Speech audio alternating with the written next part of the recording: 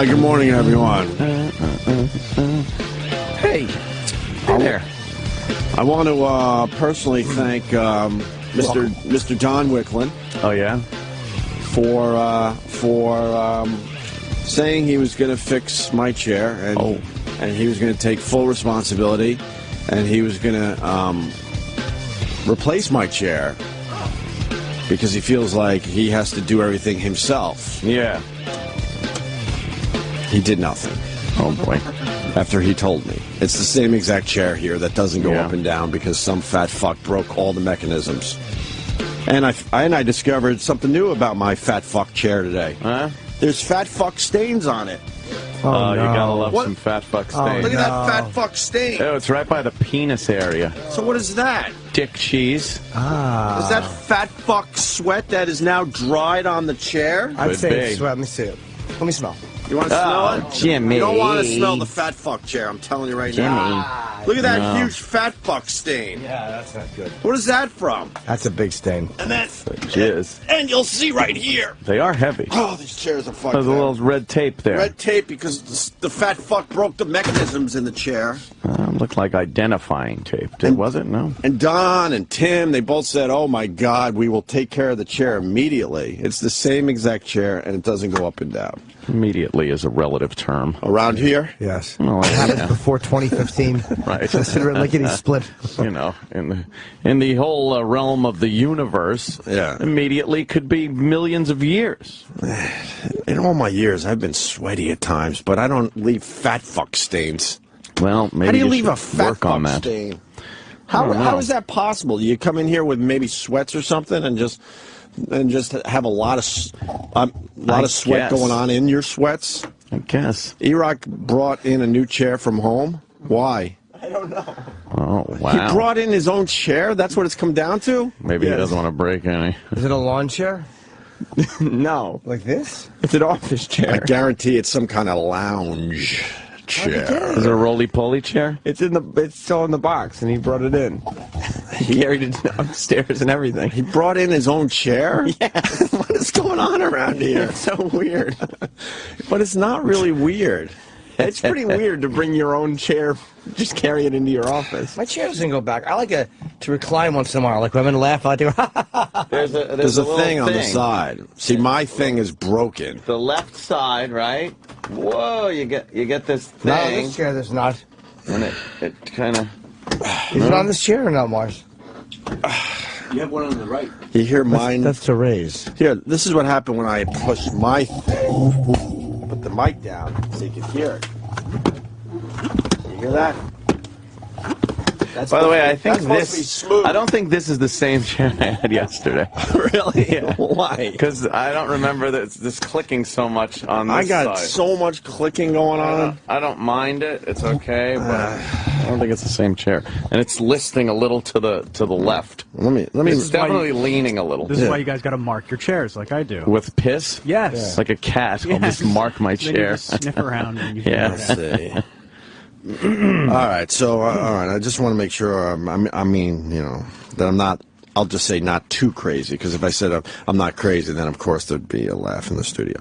Okay, so Don wrote, Sam said he switched it out. I will be there this AM and we'll find a fix. So apparently I have to be there every day to fix shit. Can't depend on anyone. I will take care of it. I'm not passing the buck and saying Sam didn't do his job. I asked others to get you a new chair. Chairs have been ordered. I am hoping to swap them out today. Sam, comment?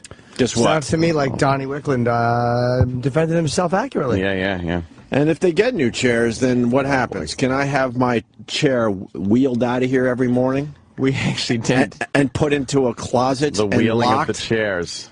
Will there be wheeling of the chairs? The plan is for your chair to be switched out every day. So some fat fuck doesn't break the new chair, right? What a pain in the ass. To wheel the chairs out every fucking day. And it's a ceremony, it's a whole thing. Yes. I know we still have to write our book, but I'm going to write a separate book called Opie the Asshole with all these dumb little fucking Would you like someone things. to write the forward for that? No problem. There will be wheeling of the chairs every morning. The wheeling of the chairs. And have they figured out where the chair will go every day? I think it's just going to have to sit in our office, which is already small. No. There should be pomp and circumstance music that plays during the wheeling of the chairs. I want a whole be every day. I want a whole thing. Yes, like the changing of the guards. Right, horns and very, very regal. And yes, and I want it on video every day. Every day. The wheeling of the chairs. Yeah, can we get someone on staff? Maybe Sal. Sal has to announce during the post show the wheeling of the chair. The chair is exiting the studio. And we want like some horns. Those really long ones. Yes, the long British old school. Yeah.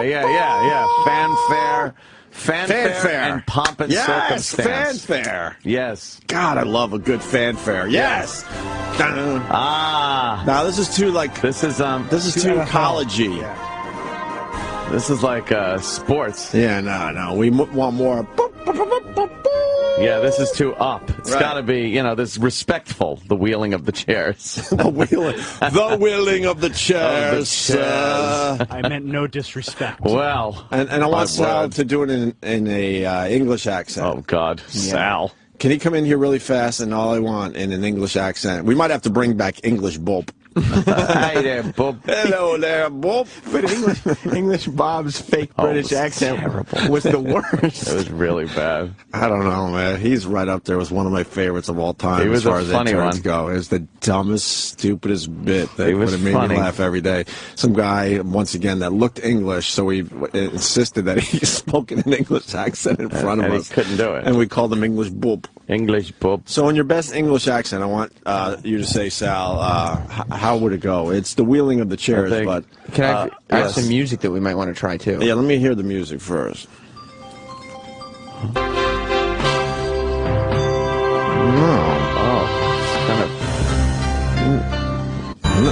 No, man. It's long, it's drawn out. No, it's old school horns.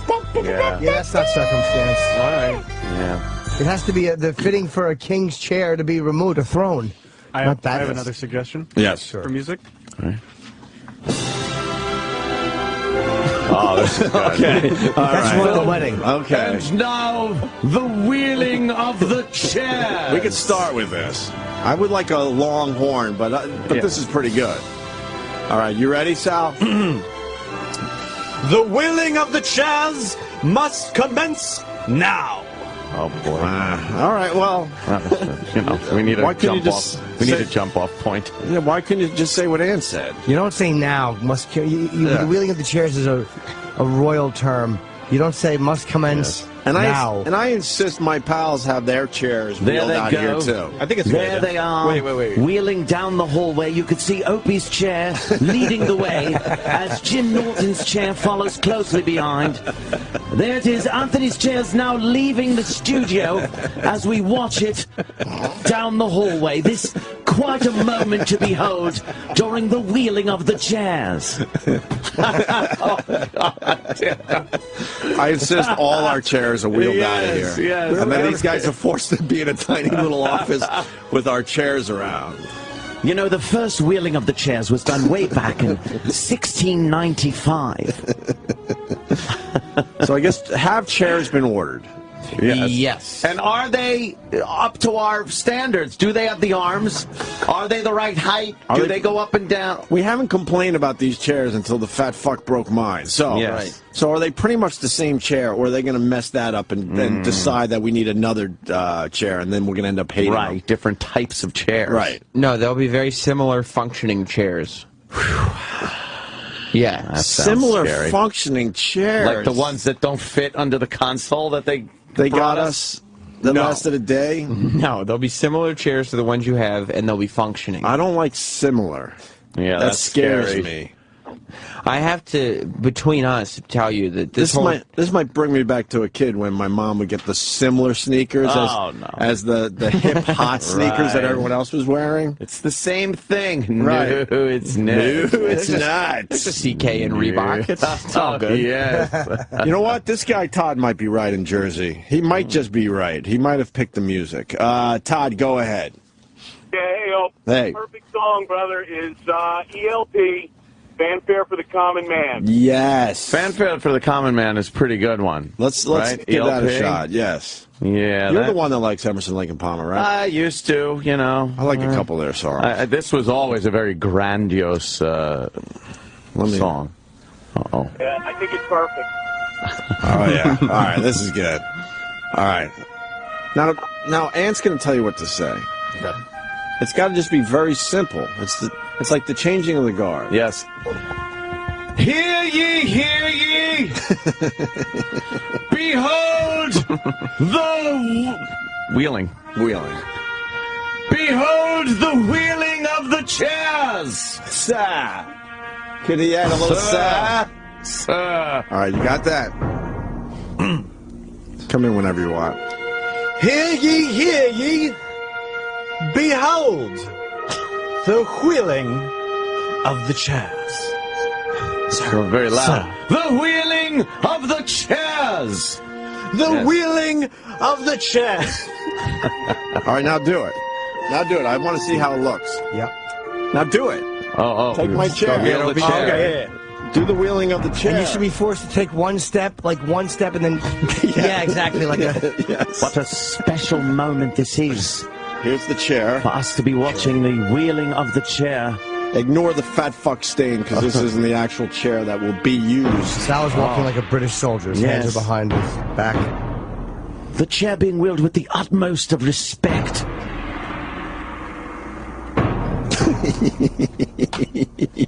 A ceremony steeped in tradition.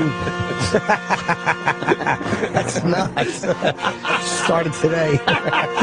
It's not steeped in tradition. No, it's not at all, actually. Oh, it's got to squeeze behind the 2 feet I have. Right. Yeah. Ah, yes.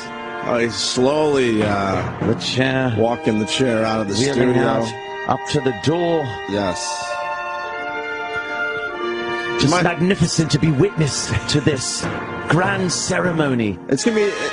We're gonna need 2 people, because someone has to open the door for him.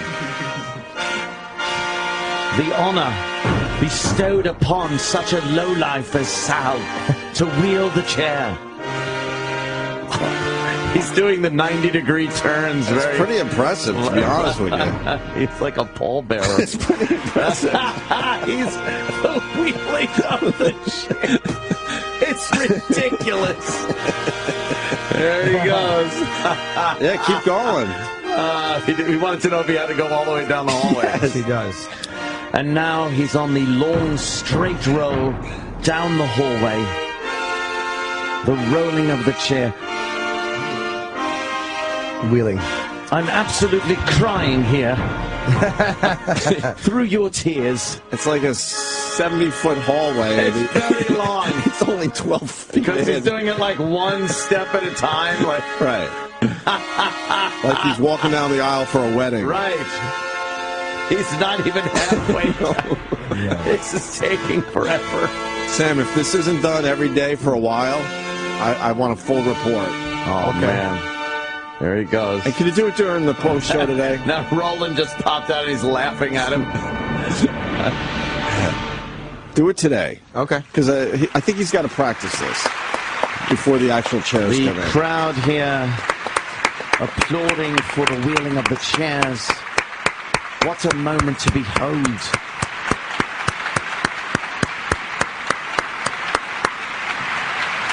All right. Telling your grandchildren you saw the wheeling of the chair. He's still going. He's still doing it. What a buffoon. He's almost at our office. Almost. Wheeling down the ramp now. Right. There's other people around the office looking like, what is he doing? Yep. I have a new chair I can show you. All right. Oh, yeah? Does it go up and down? Yeah, but you can't keep this one. What? What do you mean? This is just a chair. Wait. And the chair has made it to the office. It's safe. Okay, I'm going to have Sal bring back the new chair that you can look at simply for size and shape. Wait, there's actual... There is a chair, but you can't keep it. And we're just getting more of those. Well, yeah, we'll bring in the chair. Oh, boy. Are you being serious, or is this a bit? It's probably a bit.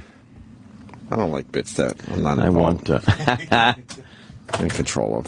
They usually are. I want the Game of Thrones, the sword Prone. Right. That's Yes. what I want now. Heart eater.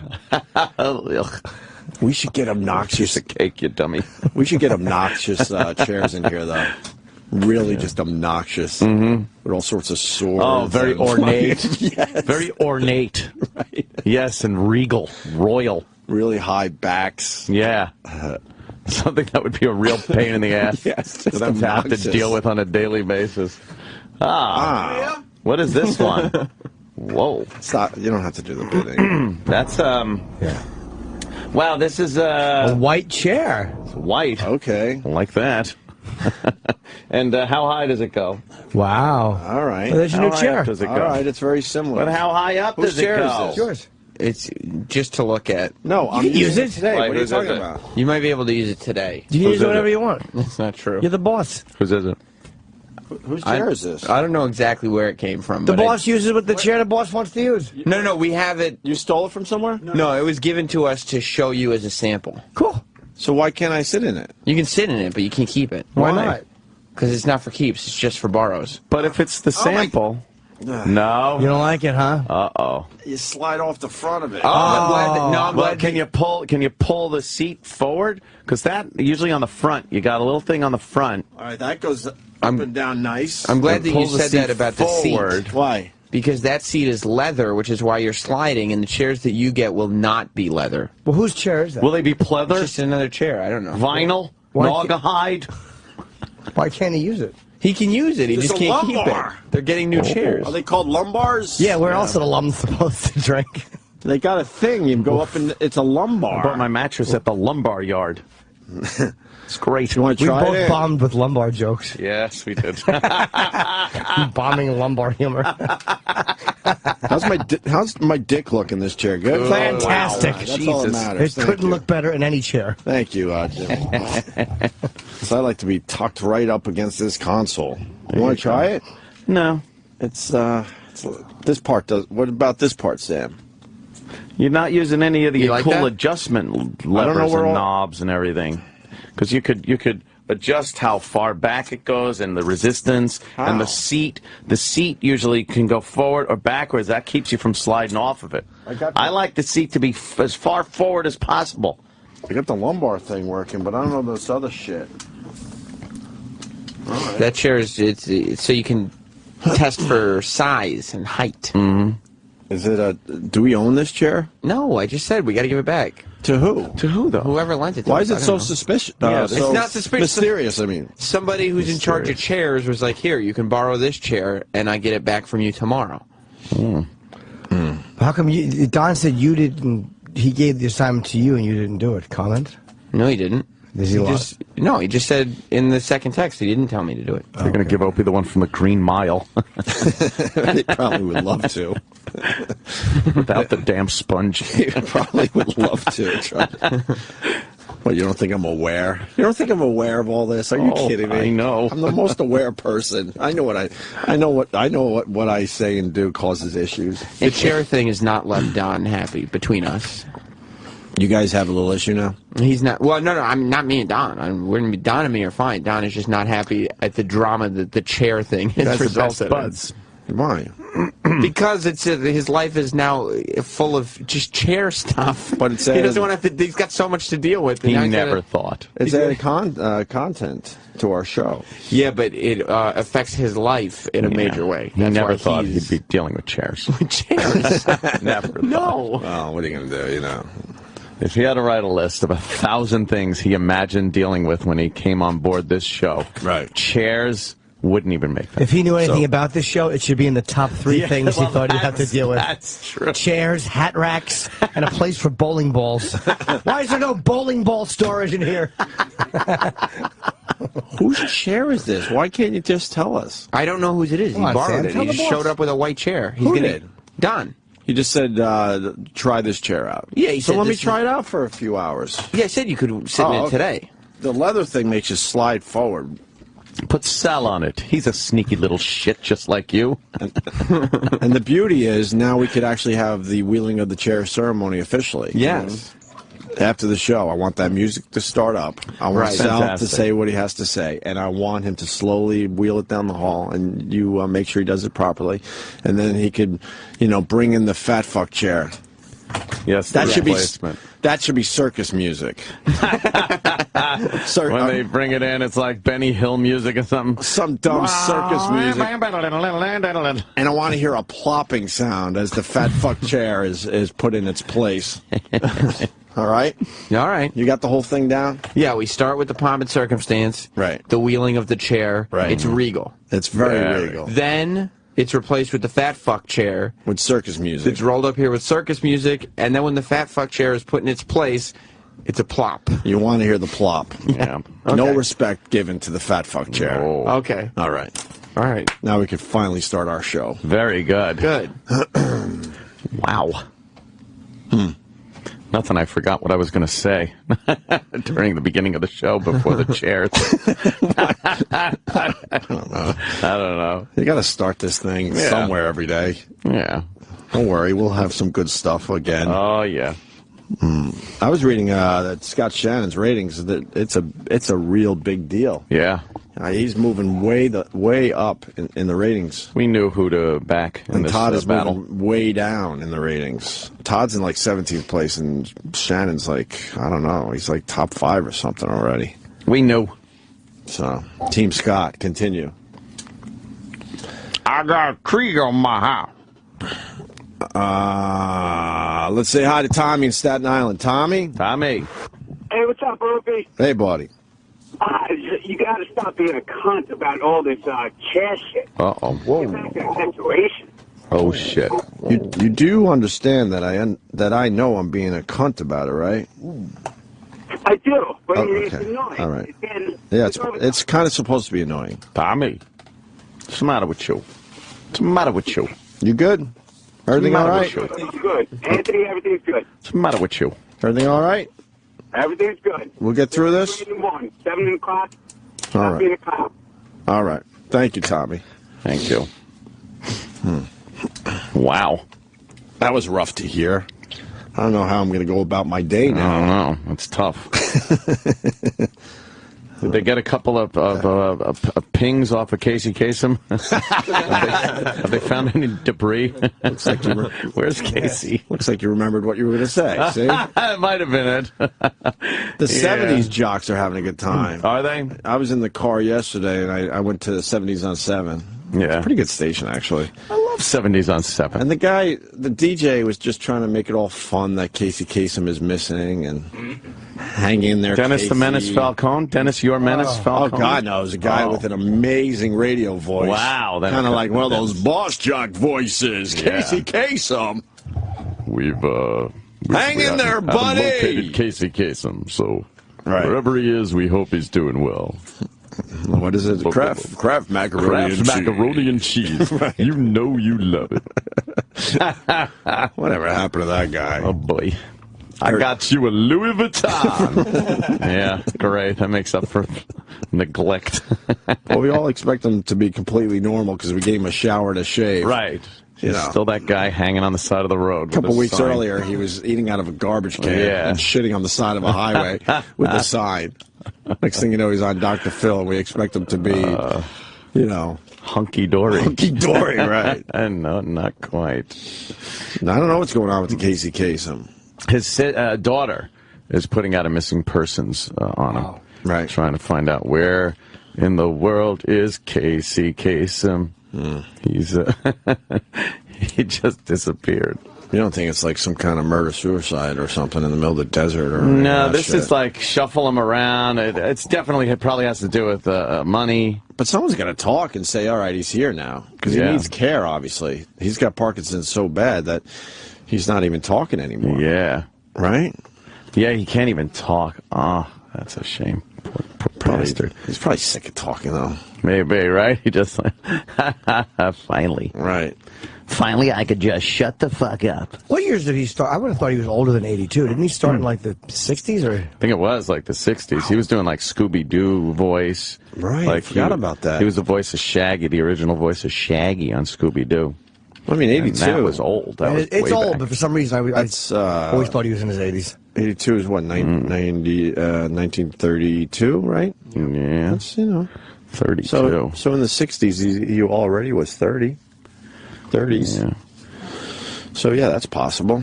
Anyone born pre-war at this point is pretty fucking old. Desert Storm. And pretty fucking racist. So relax, Magic Johnson. Magic. What is the latest on that? Well, he had his CNN interview, right? Yeah, do we have that audio, or is He it? said a few things. He said a few things. We're supposed to pray for him now? Yeah, when somebody bashes you, and then all you do is get on and say that you should pray for that person, that is a real good bashing. Pray for what, though? Well, because it just puts that person in a category, well, look, they can't be. God needs to help this guy. There's no help on this planet for this guy. And what, Magic Johnson is clean with his soul? He's made his peace, I'm I just guess. saying, is he? Apparently, he made his peace with God because God took away his AIDS. He's probably a better guy than Sterling. Just as a guy, yeah. In the end? Yeah, I would think so. Yeah, I couldn't really argue that point. I don't know. I don't think... Who knows? I don't think you need to pray for Donald Sterling. Mm-hmm. He kind of, was brought up a little differently. He was brought up differently. He's an old guy that has these old ideas that aren't really acceptable. In this day and age, he doesn't even know. And it's so obvious when you listen to him speak, and he knows he's being interviewed. He knows he's on video. And he's still saying things that are not helping. It's like, oh, okay, this is who he is. Like, you're not going to change him. Magic said Sterling asked him to come on ABC and do that Barbara Walters interview with him. Oh. Right. So for someone, this is why Sterling's a cunt, because he asked Magic to do the interview, and Magic said, no, you got to go on and apologize. So I guess Magic didn't do what he wanted him to do. And now all of a sudden Magic's a bad example, and he's got AIDS! He didn't seem to. Why did he mind that doing a Barbara Walters interview? There's Magic right there. On a team that have an incredible platform to change the world, but he's doing it in a negative way. First of all, 22 years ago, I announced that I did have HIV. What? And I came out like a man. I told the world. Because of the HIV virus that I have attained, I will have to retire from the Lakers today. I didn't blame nobody else. Wow. I understood what I did moment. was wrong. Okay? So I announced that to the world. And I hope that I was able to help people in doing that. And I think I did. You helped countless numbers. Yes. And I've been to hospitals. Make a bunch of I've been jokes. to hospitals, hugging people with HIV and AIDS, before they were dying, or people who didn't know if they could live a long time. I hugged them, I counseled them, I talked to them. I talked to them about taking their meds and not making sure that they stay on their regimen, which is the key. I talked to a lot of young people who just got HIV and was thinking about, committing suicide, you see? And I tried to talk them out of that. And then we've given away over $15 million, my foundation. Magic Johnson shouldn't have been included in your conversation, because I have nothing to do with this. But since you put me in it again, and then you want to try to disrespect me of the work that I've done in the minority community. Oh boy. That really makes me upset. And then my competitive spirit comes out, because I've done all this great work. All the kids we've sent to college, and I got 150 kids on scholarship right now. I've continued to do good work in urban America, and I will always do that. I'm devoted. My whole life is devoted to urban America. So, I just wish he knew the facts when he's talking. But he's a man who's upset, and he's reaching. He's reaching. He's trying to find something he can grab onto to help him save his team. And it's not going to happen. It's not going to happen. This larger idea that he has that African Americans somehow don't help other African Americans. It's disturbing. It's sad. He didn't do his homework. Tyler Perry called me right after the interview. He was so upset. Spike Lee called me. I mean, look, we help each other. And we Does and what Tyler we try and to Spike do and is Magic have to help each band other together to see how we can better those three are fine. We also give the information, because I'm successful, Tyler is successful, on and on. We go back and educate the others on how they can become successful. So it's not about just giving them money, it's also about giving them the tools so that they can be successful in the African American community. But the problem is, he's living in the Stone Ages. He can't make those comments about African Americans or Latinos. He just can't do it. Spike Lee last night was saying to me, he's messed with the wrong brother. Well, you know, Anderson, I'm going to always fight for myself and for my people. I will never change. And so when he attacked me personally, I have to speak out about it. Sterling really is a hunk of shit, though. The opportunity to go after him on that stuff. Yeah, sure. Yeah. And it's not accurate. Everybody that knows Magic Johnson and his career and after his basketball career knows that's pretty much what he spends his time doing, his charity work. It's ridiculous. And he did come out, and when he didn't have to come out and say he had AIDS, he came out at a time it was a lot harder to do it, and they were just experimenting with medication. That was a tremendous move. He probably felt he had to say something because he thought like in fucking a year he was going to weigh 20 pounds and be dying. And then it's like, oh shit, I never even had to mention this shit. It's 23 years. 23 years. He looks amazing. Larry Bird looks like shit, right? Compared to Magic Johnson. It's still my favorite roast line ever was when they were roasting Flav, and it was a black female comic. I don't remember who it was. Yeah. And she said to Flav, "You look like Magic Johnson should look." Oh, and that's the greatest fucking roast line ever. He looks amazing, though. What the hell is going on with him? And they say, what, there's no trace of it anymore or something? No. I think if he stops taking his medication, it's bad, and it starts up again, he's got to stay on his medication. I heard he went off it, and then it started to move again, and then he went back on it. Yeah, he's got to be on his... That's as much as I know. Wow. I bet it, like, costs $1 million a day, his medication. But there's something called PrEP now that guys take. I hear guys are taking... No, but I hear that there's something that will block you from getting HIV. And there's also something people can take who have it, which stops you from spreading the virus. Ooh. Somebody out there might know more about that, but PrEP, I hear a lot of guys are taking that, and they're all fucking raw again. But that's all fucking raw. I don't know anything about it. I've heard of the drug. Man. Yeah, he's getting the good stuff, that's for sure. Oh, yeah. The good stuff. Some of the Magic Johnson drugs. That's right. Yeah. Wow, so... But Sterling is talking again. You got that clip too, Sam? That I want to hear. Which one? He's basically saying the broad is racist. I love it. And that she doesn't like being black, and she dyes her skin. What else was he saying in the latest tape? I don't even know where it is. It's in the paper though. Do we have any more? Maybe there's more from the CNN interview that was released.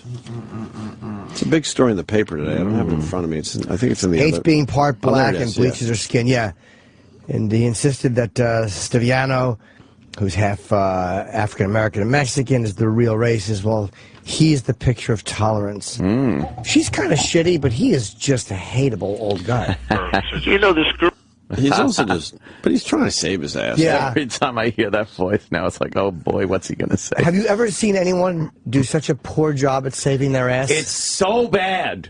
He doesn't know what he's saying. Magic Johnson is such a loved guy, and he just comes out, what has he done? He's got to eat! That's not going to help your cause. Right. Really not a good Well done. He's royalty in the NBA. Yeah.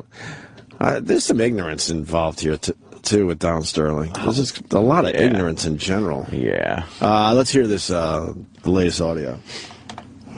Or part of it. Girl called me. She said that she was the biggest discriminator. She hates black. She said, I will never go out with a black guy. And, I mean, this is the funny part of life. So then she comes to the game with several black guys. And I'm jealous like a asshole. And I tell her, don't bring any guys to the game. I don't want you to. I'm so stupid. You know, I mean, and the thing is, and especially in California, the Hispanics and the blacks, they always, for years, had stuff, against each other. And it sounds like what happened is even on the tape, you said... She says, God made me black. I didn't want to be black. I've got 15 brothers and sisters. They're all Mexican, and I'm the only one that's black. She said, do you know what it is to wake up every morning and wish you were white? I mean, she gives me a story. Is that on the tape, by the way? And I'm just listening, you know. I'm just waiting to play with her. I'm not interested in all that other stuff. Play with her. But I'm telling you what she's... So a girl calls me, a girl from Norway calls me, and she says, I'm sorry you're going through this.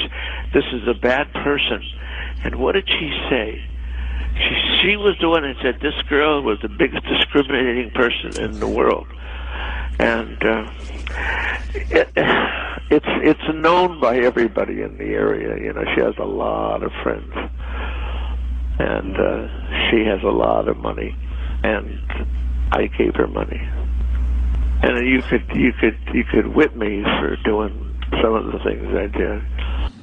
You know what? One thing that makes him hateable right there is he's saying that she's opening up about all this stuff. And he's like, I'm just waiting to play with her. I don't want to hear that stuff. Yeah, like, what a douche. Right. Yeah, shut up. Well, I mean, you're 81. You got a girl that's 50 years younger than you. That is true. Do you really want to hear anything from her? Oh. You're in a hurry. Right. But then don't cry that she's disloyal. If that's the way you feel when she's talking about her real life, then don't fucking baby and whine like a baby when she's a disloyal cunt. Yeah. She's a twat, though. Yeah, absolutely. You know, she's not getting as much as she should be getting. Yeah, I know. In this whole thing. Continue, Sam. Oh, I'd love to hear the rest of this, yes. She hates her life, and she looks so different than all the other kids. And she tried so hard to make her skin white, and she does it every night, you know. To make it white? Oh, yeah, her feet, her hands. But see, a woman can just destroy you if you're going to say what she wants you to say. Because every time she's going to say, well, you know, I can't help it if my skin is black. Well, who cares what color your skin is? Open your legs. Oh. She said, well, what do you think about my skin color? I really didn't think about it. Well, do you like black skin? I mean, I remember, that wasn't, I don't think, on the tape, but I remember her saying that. Do you like black skin? She said that? And, huh?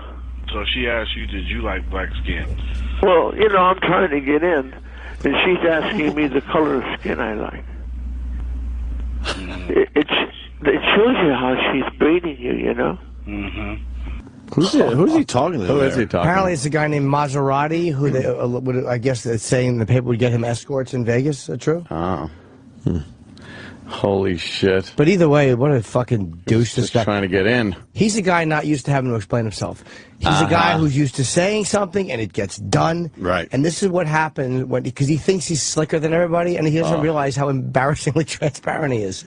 How many fucking tape-recorded calls and conversations is this guy on? There's more audio of him than this radio show. Yes.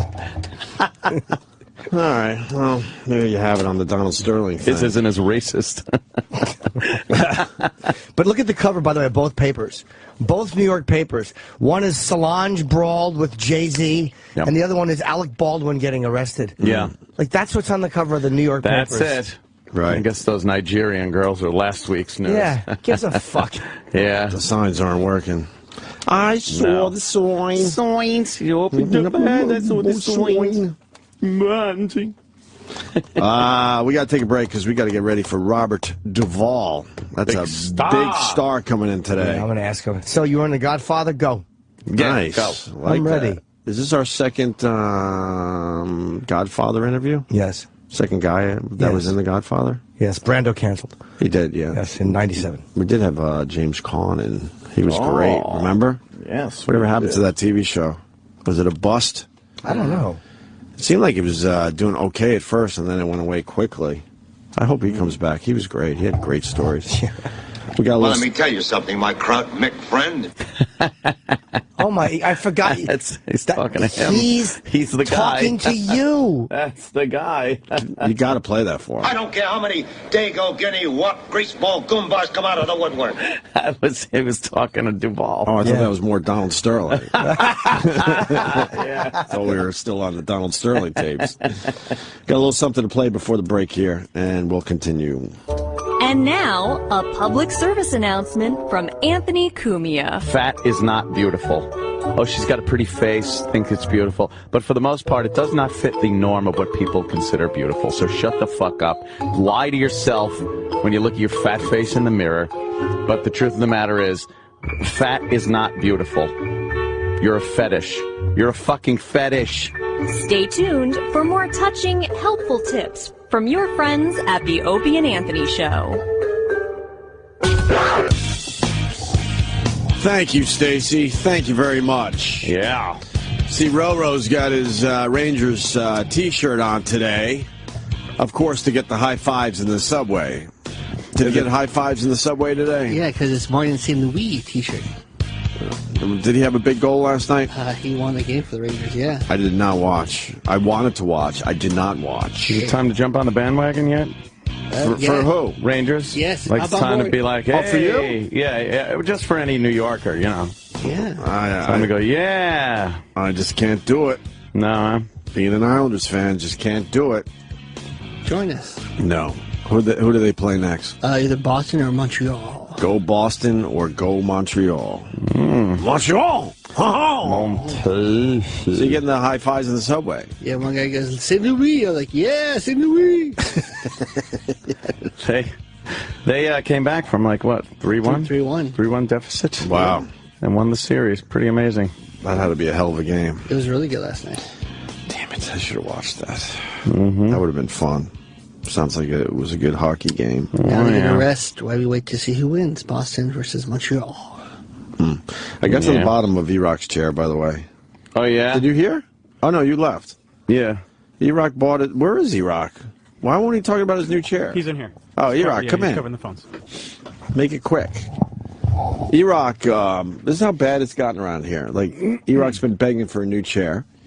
They would not get him a new chair, so he went and got his own new chair and carried it in here today with a box. Wow. In a box, right? Big, huge box? Yeah. Oh, my God. He's coming. Wow, E-Rock's a fucking go-getter. It's a mover and a shaker. It's like an earthquake. E-Rock, people need to know. What happened? I don't know. I'm sure I walked in a half. No. An insult. No, there was an earthquake in Chile. Yeah. We just haven't covered it yet. Love chili. Right. Anyway. All right, maybe there wasn't an earthquake in Chile. What happened? I was trying to help you out a little bit. Yeah. So what happened with the chair? Quickly, please. So I've had this chair that was ruined a long time ago. One of the chefs, Roland knows, gave him a block of Himalayan salt, and somebody put it on my chair and Wait, dumped. a block? So it's... Yeah, it's a huge block. It's like purple and pink, like this big. Apparently, it's like really. So how do you get salt off it? The whole block is salt, but yeah, they shave it off or something, or hammer it down a little bit. It's like the latest craze trend for upscale cooking and what have you. Right. So someone put it on my chair and dumped water all over it. So overnight, it was dissolving into the chair. On purpose? Yeah, on purpose. There was no accident on that. Who did it? I don't know, but it's been like a year. How to be Roland? I don't even remember at this point. I can't even think of anyone else it would have been. But you can see the salt rings in the chair. Right. And so overnight it dissolved, and now the chair has just been kind of like crunchy when you sit on it. Yeah, because there's salt in it now. So infused. So I asked previous management for new chairs. Then I was told to talk to facilities. I talked to them, and they didn't give us anything. Run around. And so I just got to the point where I said, fuck it, I'm going to get a new chair, and it was on sale last week, so I bought it. And then where'd you go? Target? Home Depot? Staples. Yeah, they have a good chair. Staples. So, got the chair. Office Depot. What are the really good office chairs? The black ones. What's the high-end brand? Do you know? I don't know the brand. Fuck. I got one in my house. I know exactly what you're talking about. I had one for 15 years. They're amazing. Now it's like... the cum that must have been shot across that one. You know, not as much... Yeah, no, a good amount, but not as much as you'd think. Oh, okay. I usually don't come in that chair. Oh, I have. But not usually. Yeah, but I forget what the brand is, but they're the ones that we should be using. They're good for your back. It used to be a nice chair, but, you know, it was a good idea before I had kids to get one of those nice office chairs. Now it's a carnival ride for the kids. Boy. They just spin each other around and around. Anyway, go ahead. So I bought it and today was the day I was able to bring it from my car upstairs without having to do the facilities elevator. And so I brought it up, and it just happened to time with the fact that everybody else's chair started to break around here. So I got a new chair I got to put together. Now, aren't you afraid that someone might do another salt type thing? Or I'm sure it's going to happen, but at least I had to give it the effort. It would be great if it happened today. First day with the new chair. That would be terrible. E-Rock's got a new chair. I know, his new chair. Can we see it? It'd be great if you had to pay for that leather chair that you're sitting in. Ooh, fucking E-Rock. I'm not wanting the paying for boss to this. get fined. $1,800 chairs. These are $1,800 chairs. Something like that. I heard Roland mumbling that these leather chairs were like $1,800 bucks. That doesn't even make sense. How many are there? Stuff up. The one was 700 years and years and years ago. Wow. What? Why do some people have these really nice chairs? And where do they come from? Why do some people have fancy carpeting upstairs? Why do some people have Why nice don't you go up and cars? yell at the president of the company? That's nice. There you go. I would like to. That's a nice, big shot. Damn. Gonna happen. Is the rest of the place going to have blue rugs or not? Yes. Oh, so there were some lies going on. Yes. Okay. All right. Anyway, there you go. You had to buy your own chair. Right. Oh my God! I'm looking at chairs now, just like high-end office chairs. Why would the? And this one's actually not bad. This is the type of chair you should have, and it costs $3,040. Wow. It is a nice looking chair. Fuck. It's Are leather. you going to do with a $3,000 chair besides sitting You it get like that you would? lumbar support. But it's not even that comfortable looking. It's got like the chairs you're sitting on have comfortable little things to rest your arms on. This has like metal things for your arms. I don't I would hate think that. That's too much money for You a should get the one fucking that chair. vibrates with the magic fingers. Those chairs suck. Every single one of them I sit in, I hate. Are you talking the ones that like the ones that massage your lower back and then the thing around your neck? That's the chair you're in. This is a $700-800 chair. It's called the Zodi chair. the Zodi chair? Zodi. Who's Zodi? You brought back something I did want to talk about. The Brookstone vibrating chairs. Every single one of them, in my humble opinion, so I don't get sued by the I don't think corporation. you could get sued by the corporation saying they suck. They suck. Yeah. You feel like you have to put your arms in it like you're in a cast now. Yeah. And then it's really rough and hard and just goes like it's a rock just going up and down your back and spine. Not comfy. Those things are they're just the worst. What's really sad is you see our old XM studio chairs, those really nice, comfortable ones that you guys used to have, sitting at some of the desks out in the hallway there, and they don't match the height of the desk, and they're bent and kind of ruined. Why didn't we get them in here? You can't have too comfy. They're too low. They don't go up. We need chairs that go up. Biscuit day. We got consoles a little higher. I don't know if Cake Boy wants to make a return, but Fox News has Popeye's biscuits. It's biscuit day. I love a good biscuit. You gotta give it a little time. Can you? No, you don't. No, you don't. And the Popeyes lady is down there. Like, what would be funny if you were jumping up behind them and lisping and screaming, biscuits, biscuits, biscuits. Can you flip that table? Can you imagine that? Can you imagine if Sex Bagel makes it rain biscuits today? Oh, man. I just want to good. see him jumping up and down in the background and screaming biscuits, biscuits. Like, can I I enjoy one victory without having to go back in? Well, what do the playoff teams do? The Clippers Right. win one night. What do they relax the next night? They got to go out and win again. Exactly.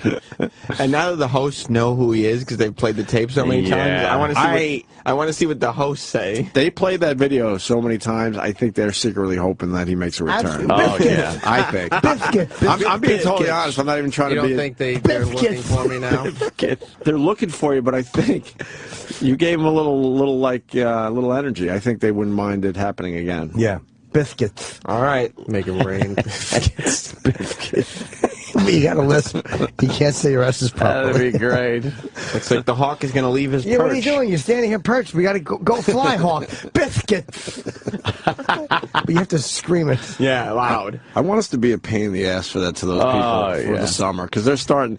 The summer concert series is going to start up where they get nobody. They love getting outdoors. Boy, we could have people in the front row doing some fun dancing. They love the out of doors. Right. We got to get a stripper to just like strip as one of those bands are playing. Well, that'd be You know fun. how the the Friday shows, they usually have barbecue and everything, and it's just homeless people that wind up at their concerts. Yeah, I'm looking at you. Why am I looking at you? You're still here. I love you. Now don't do anything stupid. Biscuits. Just yell biscuits, biscuits a lot. He's really mad. Slams stuff when he leaves. I know, but we love the hawk. Biscuits. The barricade is too far. I don't think. I know. It is pretty far away. Well, does he have a bullhorn? I don't know. Well, will that get him in trouble? He's not. That'd probably get him in trouble. Oh, okay. Make sure he doesn't do anything stupid. No, just yell biscuits. Right. How hard was that? Biscuits. It's not illegal to scream biscuits in the street. Oh. Make an ass out of yourself. Yeah. All right. Just don't knock the table over. You can't do that. So the #1 story, according to the paper today, is the whole Jay-Z fight. Oh yeah, that's the big one. Mm-hmm. Is this Who Kid spreading this rumor? Which one? Because it said not 50 Cent. So it's someone close to 50 Cent is saying that Jay-Z wanted to go and party with Rihanna without Beyonce, or go to one of her parties.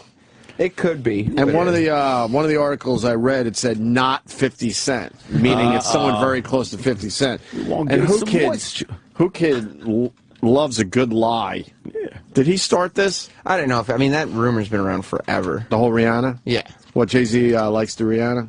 Yeah, I mean, that they were fucking around or whatever. Oh, shit. I don't even think that's the reason. I think this chick was just fucking drunk and her two friends couldn't get up. Oh, the Solange. Oh. She's a twat. Her two friends showed up and tried to get upstairs, so they were dropping Jay-Z's name. They weren't dressed properly. Security went to Jay-Z and said, look, and then Jay-Z said to her, don't use my name. Yeah. So that kind of made her, she was screaming at her friend earlier. And she was screaming at her friend earlier, and Beyonce had to step in for her. She's just one of those drunken, she's probably really nice, but a drunken embarrassment as soon as she... once they get drunk. At least that's what I've read. But what, Jay-Z was going to sneak off and go to Rihanna's party? I mean, that's the rumor? Thing says. And then Solange is like, why don't you ever just go home? And then Jay-Z said something like, why don't you follow your own advice? Oh, yeah, you should talk. Yeah. You should talk or something like that. Is this the 50 Cent version? Yeah, this is... 50 Cent commenting about the Jay-Z elevator fight. He's more than commenting. He went on Instagram and he showed the video. Right. But then he added his voiceover as the narration for what each person is saying. Oh, that's cool. 50 Cent rules. When is he coming back in here? Now, what was that slick shit you said? No. Now, what was that slick shit you said? Nah, fuck that Marcy shit, nigga. This Houston. Get the fuck off of me. I'll get your ass kicked, nigga. Nigga, don't you never in your life try to play me with your fuck shit. I will fuck you up, Jay. I'll fuck you up. I'm cool, just had to check it, nigga. Just had to chicken, nigga. That's great. 50 Cent. This Houston, yeah. So that's it on that, right? Yeah, I mean, nobody knows the real. So has Jay-Z had sex with Rihanna? Some people are saying. Many, yeah, everybody's saying. I hope he has that for years. Since the Beyonce? Yeah. Really? Rihanna's, but they're supposed to be this royal couple. Mm-hmm. Well, Rihanna's a Def Jam artist, and Jay-Z was in charge of Def Jam. So maybe it was before Beyonce. No. Were they dating when he fucking... Why do I care? I don't know. Listen to me. But listen to me. Listen to the shock in my voice. Washwoman. I really... Like, I can't get over it. Oh, wow, they were together. That's terrible. Fucking naive twat I am. So it's just the facade that they're this perfect couple? I mean, there are lots of rumors that Jay-Z has had sex outside of the marriage. Really? But, I mean... But their public personas, they're you know... You could still be royal and have sex outside of the marriage. They're like the new Camelot, That's these right. two. Yeah, but guess what? Kennedy was having some sex outside of his marriage, I've heard. Yeah. Rumor has Kennedy? Yeah. JFK? That's right. Oh, yeah. Well, those letters are in the paper now. Right. Jackie Kennedy, her private letters to a priest that were like, the priest died. He didn't release them. They were found by the... But then they print them like they're our right to know. What did she say? Just that she was concerned about him and, you know, whatever. Just the stuff a woman would write about her husband who she knows is fucking other women. Oh, boy. And it's interesting because it's historical and he was an assassinated president, but it just, what a fucking nosy culture of cunts. That we feel entitled to that shit. Enough time goes by. People don't even look at it like. But that's not even sacred. Your letters to a priest and private thoughts and fears are not secret. So fuck all the people out there complaining about your emails being hacked. Yeah. But eventually they're going to get into the wrong hands and they're not going to be private anymore, right? Can affect your legacy. I mean, we just talked about the elevator fight. None of us were supposed to see that, but some security guy, taped it off on a monitor and pushed it to TMZ or whoever first. I guess TMZ, right? But I was telling Jimmy during the break, so it's a dick move for the priest, family to push these letters forward. Or whoever came into possession or whoever. of it. But here's the problem. If those letters were, right there in front of us, we would read them. Of course. I'm not saying that it's wrong. I'm curious, too. But I'm also not afraid of fucking revealing a lot of my private text messages and stuff. Not all of them, but enough of them. Most people don't want any of their private shit out there. Enough of them to get the full story. Yeah, but most people don't want that privacy out there. They don't reveal themselves like that. But we all think it's a dick move, but certainly if they were there, we would be reading them. Yeah. So, Hawk was on the line, now he's not. Oh, no. What happened? I hope he's not dead. Or is. Could he call back? Of course. Hope he's yelling. We're going to go to him. Biscuits. Do you want to see him screaming that? Yeah. It'll be embarrassing for him. I think it would be, but I think it'd be funny. All right. I wanted to talk to him. He was on the line, and now he's not there anymore. We're trying to get him back right now. Yeah, we need to know if they're still out there, if they're Right. setting up for another shit. And the lady from the Popeyes commercial is there. That's the one from Popeye. That black lady who's always trying to get you to eat chicken. Of course. I love Popeyes. So good. I haven't talked about it in a while, but I love Popeyes. That Popeye is pretty goddamn good, although I have not seen hide nor hair one in my neighborhood. No. Nope. I got to drive like 15 miles just for a KFC. But Popeyes is crossing over a little bit. Yeah? Yes. They're going into some of those Popeyes. They're going into some of those KFC, joints. Yeah. It's Crown Chicken that's not making the crossover yet. Crown Chicken. What the? The hawk is returning to his perch. Weren't you just on the phone? What happened? Yeah, they took everything apart and there's security outside, so they all went inside. It's done. So you went and got a store-bought? No, this is Jimmy's coffee that he Thank ordered. you, Rocker. So I figured I'd bring it in. Thank you. Nice. You want to pour it on Jimmy, don't you? That was a good suggestion. I didn't want to eat a hawk to get in trouble. I just wanted them to swoop by, fly by, and chirping biscuits. So, yeah, we got down there. They were bringing everything inside, and there's obvious security guys just standing around. So So must be monitoring this program. All right, clean it up. Get it out. Right. So, all right, the next one has to be as good as the cake smash anyway. I hope so. Yeah, it was a good one. Yeah, we'll have. Hold on, Kenny's a lot of coming attention. in. Hi, Club Soda Kenny. What's going on today? Eric, epic fail. Oh, right. Kenny's talking like the kids these days. The kids that are now 30. Right. I used to use that. You don't think that's topical? No. Epic To Kenny, fail. it is. Kenny just discovered epic fail. Don't go there. Yeah. Oh, no, he didn't. Yeah. Everybody needs a catchphrase. Sure. Epic fail's as good as any other one. Can I see the C-SPAN video? Yeah. What's going on there? I didn't see this one. Is that the guy? Yeah, I don't even want to. I know. I didn't watch this. All the videos we look at are on our Twitter, O&A Show. They're on our Facebook page, so you can play along. Yeah. We all have our smartphones, so you can watch it as we watch it. Sure. O&A Show. This happened on C-SPAN. Could you turn the monitor a little bit? I didn't Channel watch just for women. this Oh, because yeah. I heard it was disgusting. So I didn't watch. Oh, Okay. no. You got a what? You got a congressman? Okay. Yeah, on Capitol Hill? One of the congressmen from Florida who was just in the background of the shot while somebody else was talking. Okay. And so we'll look for that guy. Yeah. Oh, There's no missing him. I okay? don't want to see this. There's no missing. All right. Chairman, I want to thank you, There he Ranking is. Member The Conyers, blue for shirt. your willingness to work to make progress on Picking this his ear a issue. little bit. Ending the He bulk looks at collection it. of Americans'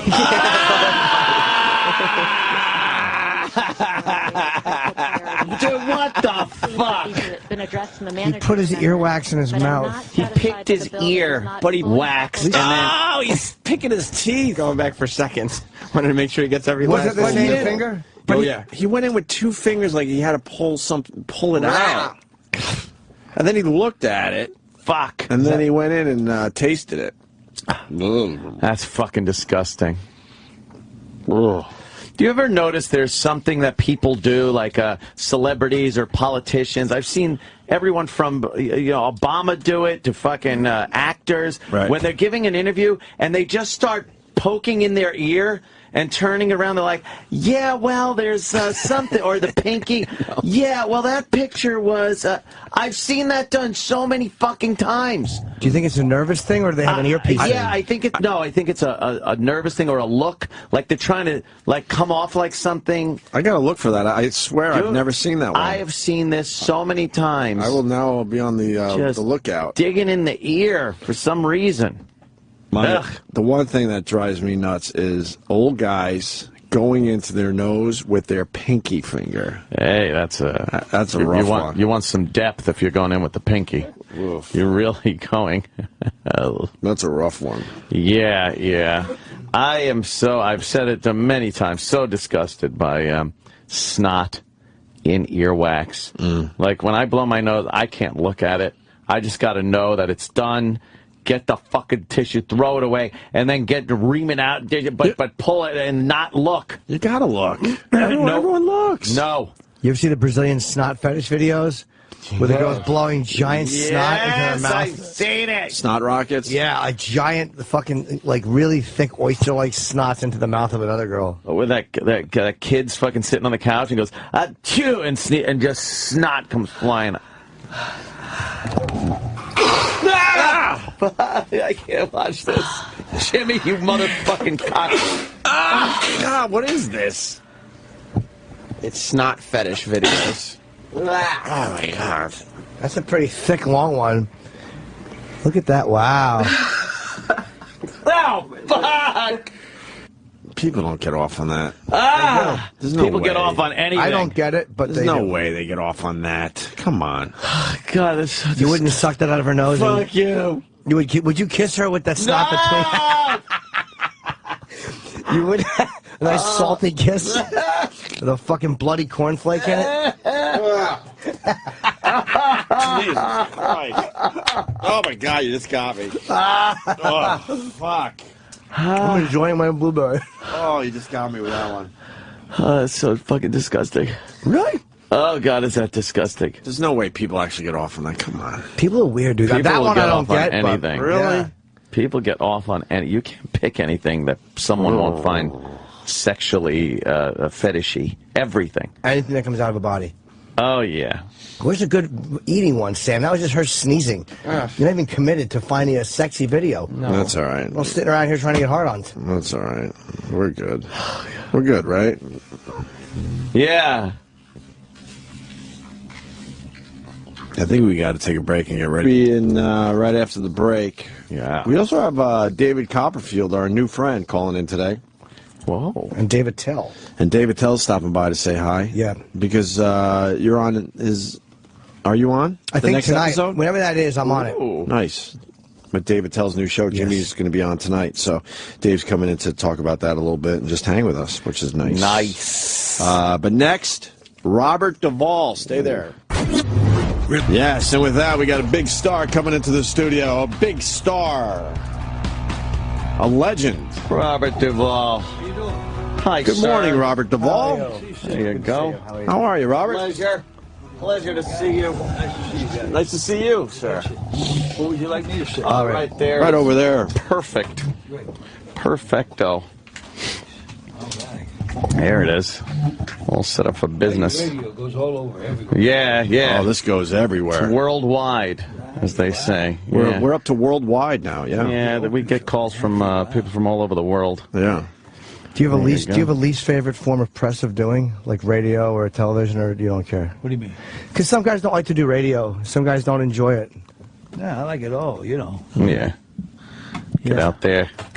Oh, here you go. Get out there and promote. Why not? Yeah. Radio's great. Yeah. Right. Yeah. kind of the beginning and the end of it all, really. It really is. A lot of people start and finish with radio and then have amazing as listeners too, you know, careers in between. Yeah, exactly. Yeah. Seems like a lot of publicists tell their guys, like, no, we'll get you on local morning TV, and they don't realize, like, there's not a lot of people watching local morning TV. There's more people that listen to the radio. And driving here, in their cars, country, right? Yeah, trucks, everything. My friends all over Texas, out west. Yeah, a lot of trucker friends. Yeah, well, I have, sheriff friends in Texas and Texas Rangers friends. And nice, yeah. Ranchers, yeah. Those are handy to have. Oil guys, Danny Davis and that bunch down there in Houston. Yeah. Wow. You seem to like playing those roles too, like those just kind of like old school country kind of. Some I do other things too, but I like that. Yeah. Well, obviously you've done other things. Yes. I think we're familiar with your work. Right. Everything comes in blocks. Yeah. Groups. Yeah. As far as like parts that you've taken, so. Yeah. It's like country guy, mob movies, things like that. Played Joseph Stalin. Played a Cuban barber who danced the song with Richard Harris. So try to play the Texas Rangers, play different characters. Yeah, I like that. How many movies do you make a year? One or maybe one. Do you think just one? One every other year, maybe. This year was one came out that we did a year ago, but this is maybe one of the best years I've had in my life. A Night in New Mexico is coming out now. I did a big movie with Robert Downey Jr. Oh, right, called The Judge, and it's a beautiful movie. Well, he's great to work with, so it's been a great year for me. Does a guy in your position ever get worried? Like, we would think that Duvall, you can just do whatever you want, but I can't. I'm trying to raise money. It's easier to raise $100 million with a big name than $4 or $5 million for a small film. I'm trying to do a small film now. We finally got the money, barely. Wow. And barely, just bare bones. Who doesn't give Robert Duvall money? I got some. You never asked me. You're right in there. It might not be enough for a low-budget film. Maybe, but... What do you have to do? You have to actually just go to the investors and just pitch to them? You go to different people, and Arnold Rifkin, who was the head of William Morris, he stepped up, and we got some money to do a movie with the Texas Rangers. Kind of an interesting story we want to do. And we have to film it in Utah for Texas, because can't film it in Texas, can't film it in New Mexico. Why not? The unions are this, to that, different. I'm a union guy, but sometimes there are restrictions. So we go to Utah, and hopefully we'll find parts of Utah that look like Texas. Yeah, there you go. Yeah. It shouldn't be hard. There's a lot of open space. It's a lot of open room, some prairies, rivers, some rocks. Canyons, Yeah. Mountains. If you're trying to shoot New York scenes in Utah, you probably have a problem. Well, they do Toronto for New York. I don't know if it quite works. You can tell. You can tell. Kind of. I think if you're from New York, you notice when they don't film in New York. Exactly. It was one of Kubrick's very few mistakes, was using England as New York in Eyes Wide Shut. You could just kind of tell that the externals were not done in New York, because I think that he didn't want to shoot here for some reason. Yeah, well, he like with Kubrick, he wanted to go to London to live, and with Stanley Kubrick, at what point in his flight from New York to London did he become cultured? You leave the country, whatever. You never worked with him, did you? Huh? Did you work with him or no? No, I never did. No. Never got. Was that by your choice or it just never happened? What? Was that by your choice or it just never happened? Never happened. No, whatever. I work with some great people. Oh my God, yeah. Coppola, Yeah. Amazing. Yeah, Coppola. I think the Billy reason Bob Thornton recently, talented guy, Billy Bob. Yeah. He's on Fargo now. That TV series. Okay. Yeah. Fargo. He's good. He's great. He's fantastic. There's a little bit of caricature in it, A little bit. Yeah. You were not in part 3 in The Godfather. Was that the rumor was? Well, he priced himself out of the market on purpose because he didn't want to do it. Was that you just saying? Yeah, it's true. That's partially true. I said you can pay Pacino twice what you pay me, but not 3 and 4 times. Which was the case. Wow. He came to my house in Virginia. Coppola parked his limousine with a driver. Came in and I said, "Sit down. I'm going to cook you my mother's crab cake recipe." He always wanted it. So I wrote it down for him to take, the crab cake recipe. He forgot it. He kept calling. He was more concerned about that recipe than would I be in Godfather III. Right. You don't regret it? Huh? Do you regret not doing it? No. The first 2 were, I think, probably better movies. Yeah. I think, I think most would say that. Yeah, he was great to work with, Coppola. Yeah, most would. Because he would turn it around and watch what you do. Some of the old-time directors. I worked with a director once. Said, when I say action, tense up, goddammit. Can you imagine saying that to Joe Montana in the Super Bowl? Tense up. You know, it's not. You don't. It's, intensity is different from tensity. Right. It doesn't seem like you're going to get the best. So a guy like Coppola, you know, he turned things around, or Altman and Billy Bob and other directors too. Try to see what you do. Yeah, yeah. Let it come from the subject. They should have gave you the money for 3. They should have just gave you the money, Robert. Well, you know, I don't know. I mean, whatever. It was a big hole in the film. It was a big piece missing. I don't know about that, but it just, you know, whatever. You know, yeah, whatever. Is it hard to watch? But you know, let me say this though. I wrote him a letter recently. Coppola and Horton Foote, the great Texas playwright who wrote Tender Mercies and To Kill a Mockingbird. Yeah. Those two guys, without consciously doing it, were really gave me a lot of help when I started out my career. Those two guys really helped me, you know. Yeah. Get going.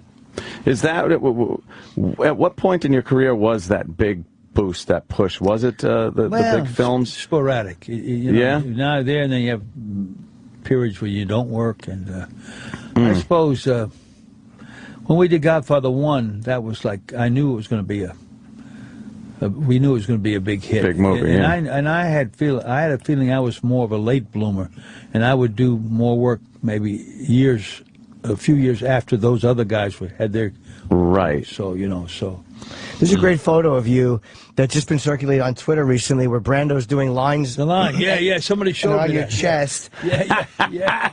Right. And did he do that for the whole film, or he did that since the chase? He did that, everything.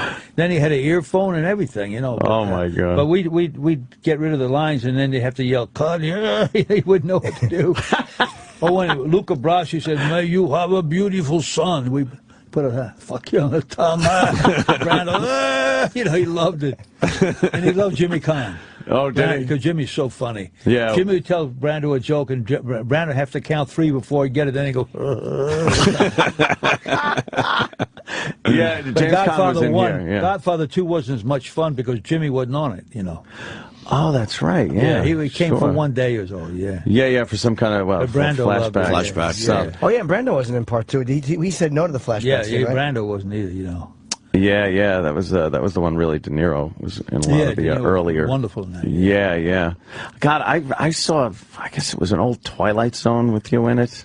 Oh, was that called Miniature? Yes. That was in litigation for 20 years. They couldn't show it. Then they brought it back. You know what? Why was it in litigation? Because when I saw it, I'm like, I don't know. It was something. Yeah, something happened. I don't know. Sometimes you see a Twilight Zone and you're like, how? In all these years that I've been watching this show, did I not see this one?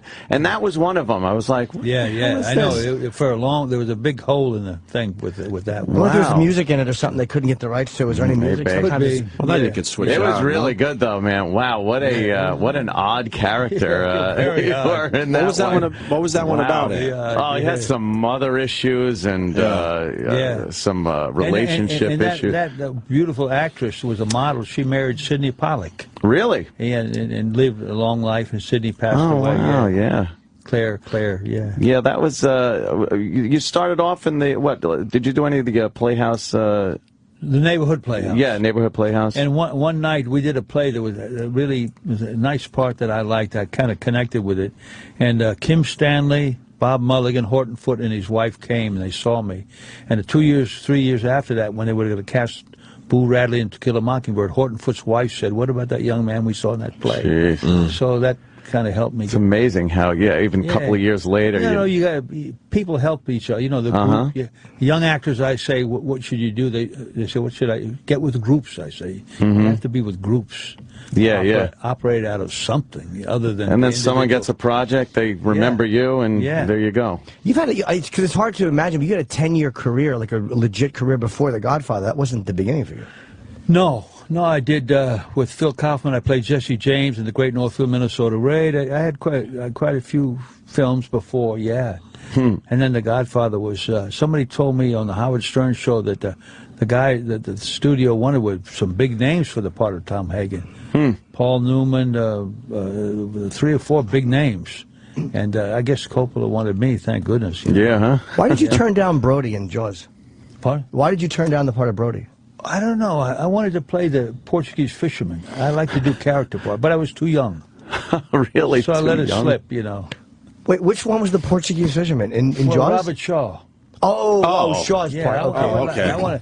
I wanted to go up to New England and hang around the Portuguese, but then I had a nice meeting with Steven Spielberg. He said, "Well, you're too young." Too young. Yeah. Jesus Christ. And by then, was the Brody role given away? By the time he said no to the other one, was it too late to get Brody No, back? I don't know what you get obstinate about certain things. Maybe I should have thought of it, but I like to do character parts more. Yeah, because then, like after that, Apocalypse Now came up, and that's what a memorable character that is. Well, I told Coppola, because it was written for a bigger guy, I said, I just say it once, I'd really like to do this. And when I got out there, they had it written, John Milius had written the initial draft. Yeah. But I found out from the guys that had been in Vietnam, the Air Cavalry, Fort Hood is the place where they have a museum for that. They wore cavalry hats, spurs, like the horse cavalry and the tanks. So actually all the people should have worn those hats. But that was my research, said wear a cavalry hat with the cross sabers to make it more authentic, because those guys were like that. So nice character to kind of create. How much of that was your input, and how much was the writer and director? Both. I mean, the physical thing was my research. Right. But and then Coppola, the initial name in the first script was Colonel Carnage. So it was a little too much. A little too much. A little too over the top. They made it to Kilgore. Kilgore. Yeah. And then I saved a baby's life that one of the Vietnam guys told me about. I maybe killed his parents right before, then I saved the baby. So they cut that out of the first one. I said, what are you doing? And in the Reduct, where they re-edited it, right? They put that back in. That's back in on the. I didn't see that. Where one. I save a baby's life. There is a similar feel to where you give the canteen to the guy that's holding his own guts in, because damn well you or your men were responsible for pouring his guts out, but then you give him the water, and so it's kind of a similar thing. Like you said, you kill the baby's parents, but you probably, My favorite part of that, by the way, when you're giving it, is the way that all of a sudden you lose interest when Lance shows up, and you stand up and you dribble water on him. You're right. Surfing, right? Yeah, boy, do you lose? You just and the water just is dripping on the guy. Those things just kind of happen. Yeah. Did you shoot any with Harvey Keitel? He was the original. Harvey was there for a while. Then something happened. Whatever, they parted ways, I guess, and then they brought in Marty Sheen. They talked to different people: Steve McQueen, Jimmy Kahn. I think Jimmy didn't want to be in the Philippines. I know he's the one guy I keep in touch with still, Jay. Yeah, we had him on the show a few months back. He's funny. hilarious. Funny guy. Great guy. Oh. Yeah, He's just a special guy. Very talented. It's amazing the roles that people almost take, like what you almost took as Brody. Was there anything that you did that somebody else was supposed to, or slated to do that you turned into what you like? Was somebody else supposed to play that part in Apocalypse or in The Godfather? Could be. I mean, Terry Gilliam wanted me to come to Europe and play Don Quixote in a movie. They're re-talking about. I don't know if it'll ever happen, but that would have been something that got away that I would like to have done. Yeah. I got a few more left before they wipe the drool, right? Jesus. The film is good. It's called A Night in Old Mexico. Night in Old Mexico. It took 30 years to get it off the ground and 23 days to shoot it. Oh, wow. The same guy that wrote my favorite part, the Texas Ranger movie. What is it? It's not Tender Mercy. It's not Lonesome Dove. I know. I keep getting Tender Mercy stuck in my head now. The thing I did with Tommy Lee Jones. Yeah, I can't even think of it. That was my favorite part. I'm waiting for somebody to... Some fan will pop it up. Some fan will pop it up. Yeah, and the same guy that wrote that wrote this, Bill Whitliff, an original script. And it took many, many years to get off the ground. What was people's reasoning? Like, do they say, like, here's why we don't want to do it? Well, he kept putting it off the writer. Dennis Hopper was going to direct it at one point, then another guy, then a French guy, and then a Spanish guy came in. Lonesome Dove is what he wrote originally. And then he wrote, this was an original script. Bill Whitliff from Texas, wonderful writer. I mean, lines like, it really happened to him, a guy crossing a bridge, give me $1 and watch me cut myself, you know. Oh, yeah. Those things happen. I mean, what did you say to him? You handed him a $5 and said, fucking cut your wrist. So you said something. Yeah, go cut your throat. Go cut your throat. Yeah. It was a really great line. Yeah, and the guy said, what do you, I said, I gave him $5. How much did you give him, you know? Yeah, it was a very funny line, yeah. So, you know, Whitliff was with that for, and the girl, Angie Peseda from Colombia, who played the lead. She was her first American film. Very interesting actress from Bogota and from Madrid. Her mother used to be a prosecuting attorney against the drug people. Oh, wow, that's her mother, a tough gig. They'd have to put a curtain in front of her for protection, you know. But she's very talented, and she does a very good job in this movie, Night in New Mexico, I think. Do you go in and rewrite stuff for your, because I know like John Milius has written some of the most amazing like monologues for people. Yes.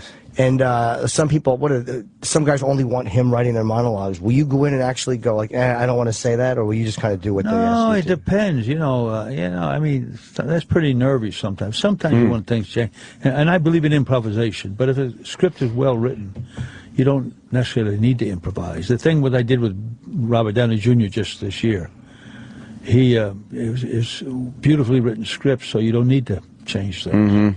But like in A Night in New Mexico, at the end, I said, my life has turned around, I find this, I find a new love, and I found me a grandson. That line was improvised. And Whitler said, I wish I'd have, he doesn't like you to change his lines, but he said, I wish I'd have thought of that line. Because it gave me something emotional, you know. Yeah. So some things happen at the moment where you just do it, but you can talk with somebody, but to change it yourself, you got to be careful, you know. Some people do that. But it's pretty nervy sometimes. Oh, Colin Quinn tried to change the entire script of Crocodile Dundee 2. Do you know who Colin Quinn is? Of course not. Colin Quinn? Who is that? Exactly. It's just, if you understand the joy you just gave me. He's a friend of mine. He's a clerk. He worked in comedy for a while. And he's married to a woman named Diana Urbani. And he was in Crocodile Dundee 2, and he came back and he rewrote the second half of the movie. And he gave it to Australia? No, he's an American, but they were doing it, and he had a very small part. Yeah, a very small part. And he actually rewrote the second half of the movie and handed it to the director, making himself a bigger part of the movie. Saying here, I think Did they take it? No, they certainly didn't. No. What a ballsy move. I never heard of him either. So. At least he tried. At least he tried. He tried. He sure did try. Absolutely. And you said that you would, because you talked to Spielberg, you guys obviously know each other, and you said, I guess in 2002, that you wouldn't work for him because he had visited Cuba. Or was that overblown, or did you actually say? It was a little bit overblown. They deleted what he said, and then Charlie Rose wouldn't delete what I said.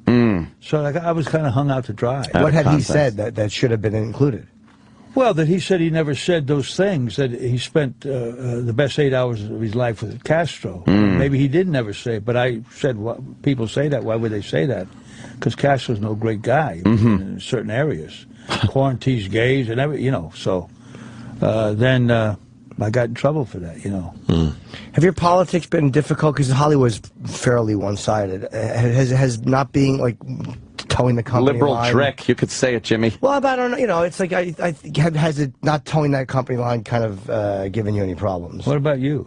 I'm in the middle, kind of. Yeah, I'm more in the middle. People think, like my wife's from Argentina. She switched her positions. She used to be culturally conservative and open more on the other side with money, but now she's more conservative, more open. She calls herself a tree-hugging Republican. Wow, that's and she thinks that, you know, terrible things, it's true, happened historically to the black people and everything. So I don't know. I know most of the conservative women I know believe in pro-choice. But you never heard that stated publicly. No. So, you know, I mean, there's overlaps of contradictions. Well, it's easier for people to just classify people by one thing. If you say you're a Republican or you're a conservative, they think you're every bit of a conservative, where you're pro-life and this and that. But, I consider myself pretty conservative and Republican.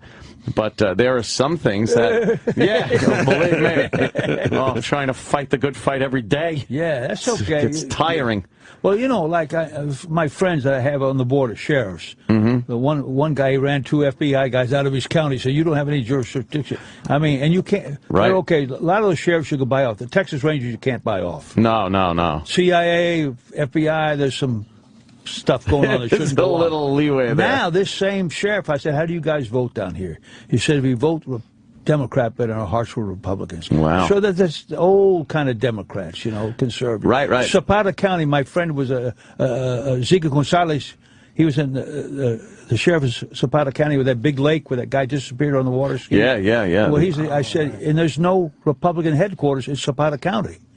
But some of those people are a bit conservative, even though they are Democrats, Yeah. So there's an overlap. It's the extremes I'm not so crazy about. Right. Did they ever get the guys that killed that? There was a guy and his wife on a... Well, Ziggy claims that the drug people got him and killed him, but some of my Ranger friends say that may not be true, so they don't have a definitive answer. Yeah, they claim she wasn't in on it. I don't know. Maybe not, the wife. Yeah, they had apparently jet skied and crossed right into Mexico's territory. It was like a really well-known drug spot. Right. Like A Night in Old Mexico. I love this movie, and we did it in Brownsville, the most corrupt town in Texas. Now, these ladies, lovely ladies, sent us some cabrito, some goat from the restaurant from the other side, because you could touch the wall. And we thank you so much. Oh, come over to our rest. I'm not crossing that border. I ain't going No over. way. And the sheriffs say, don't do it. Wow, yeah. And because of that, there's some of the deputies, and one of the top sheriffs just recently where we worked, they arrested for because they, sometimes blood is thicker than truth or anything, because back and forth, the border, they're half Mexican, this and that, Sure. So it's a dodgy place. But the guys I know are pretty, that are half Mexican, that are sheriffs, they don't want that illegal. They don't want the illegals. They want it done right. Right. Listen to this, true story. About 8 times, about all those border sheriffs went to Washington. George Bush W. wouldn't meet with them one time. Why is that? Well, he said because he's an asshole. That's what they said. I mean, and Bush did some good things. Age of Africa did some good things. But, I don't know why that is. They sent money to the other side, but they wouldn't reinforce these sheriffs with their problems with the drug people coming across. It just does. It seems like the border protection on our southern border just doesn't get some financial backing. The backing of the government. It doesn't seem like the administration exactly want to. Well, if you boil it down, the Republicans want the workforce, the Democrats want the vote. Right. Of those illegals coming in. Yeah. And that overlaps too. Yep. So I don't know. It's a pretty complex situation. Dodgy situation. What about? I got to ask, of course. What Second Amendment? You a Second Amendment guy? In what way? That we do have the right to bear arms.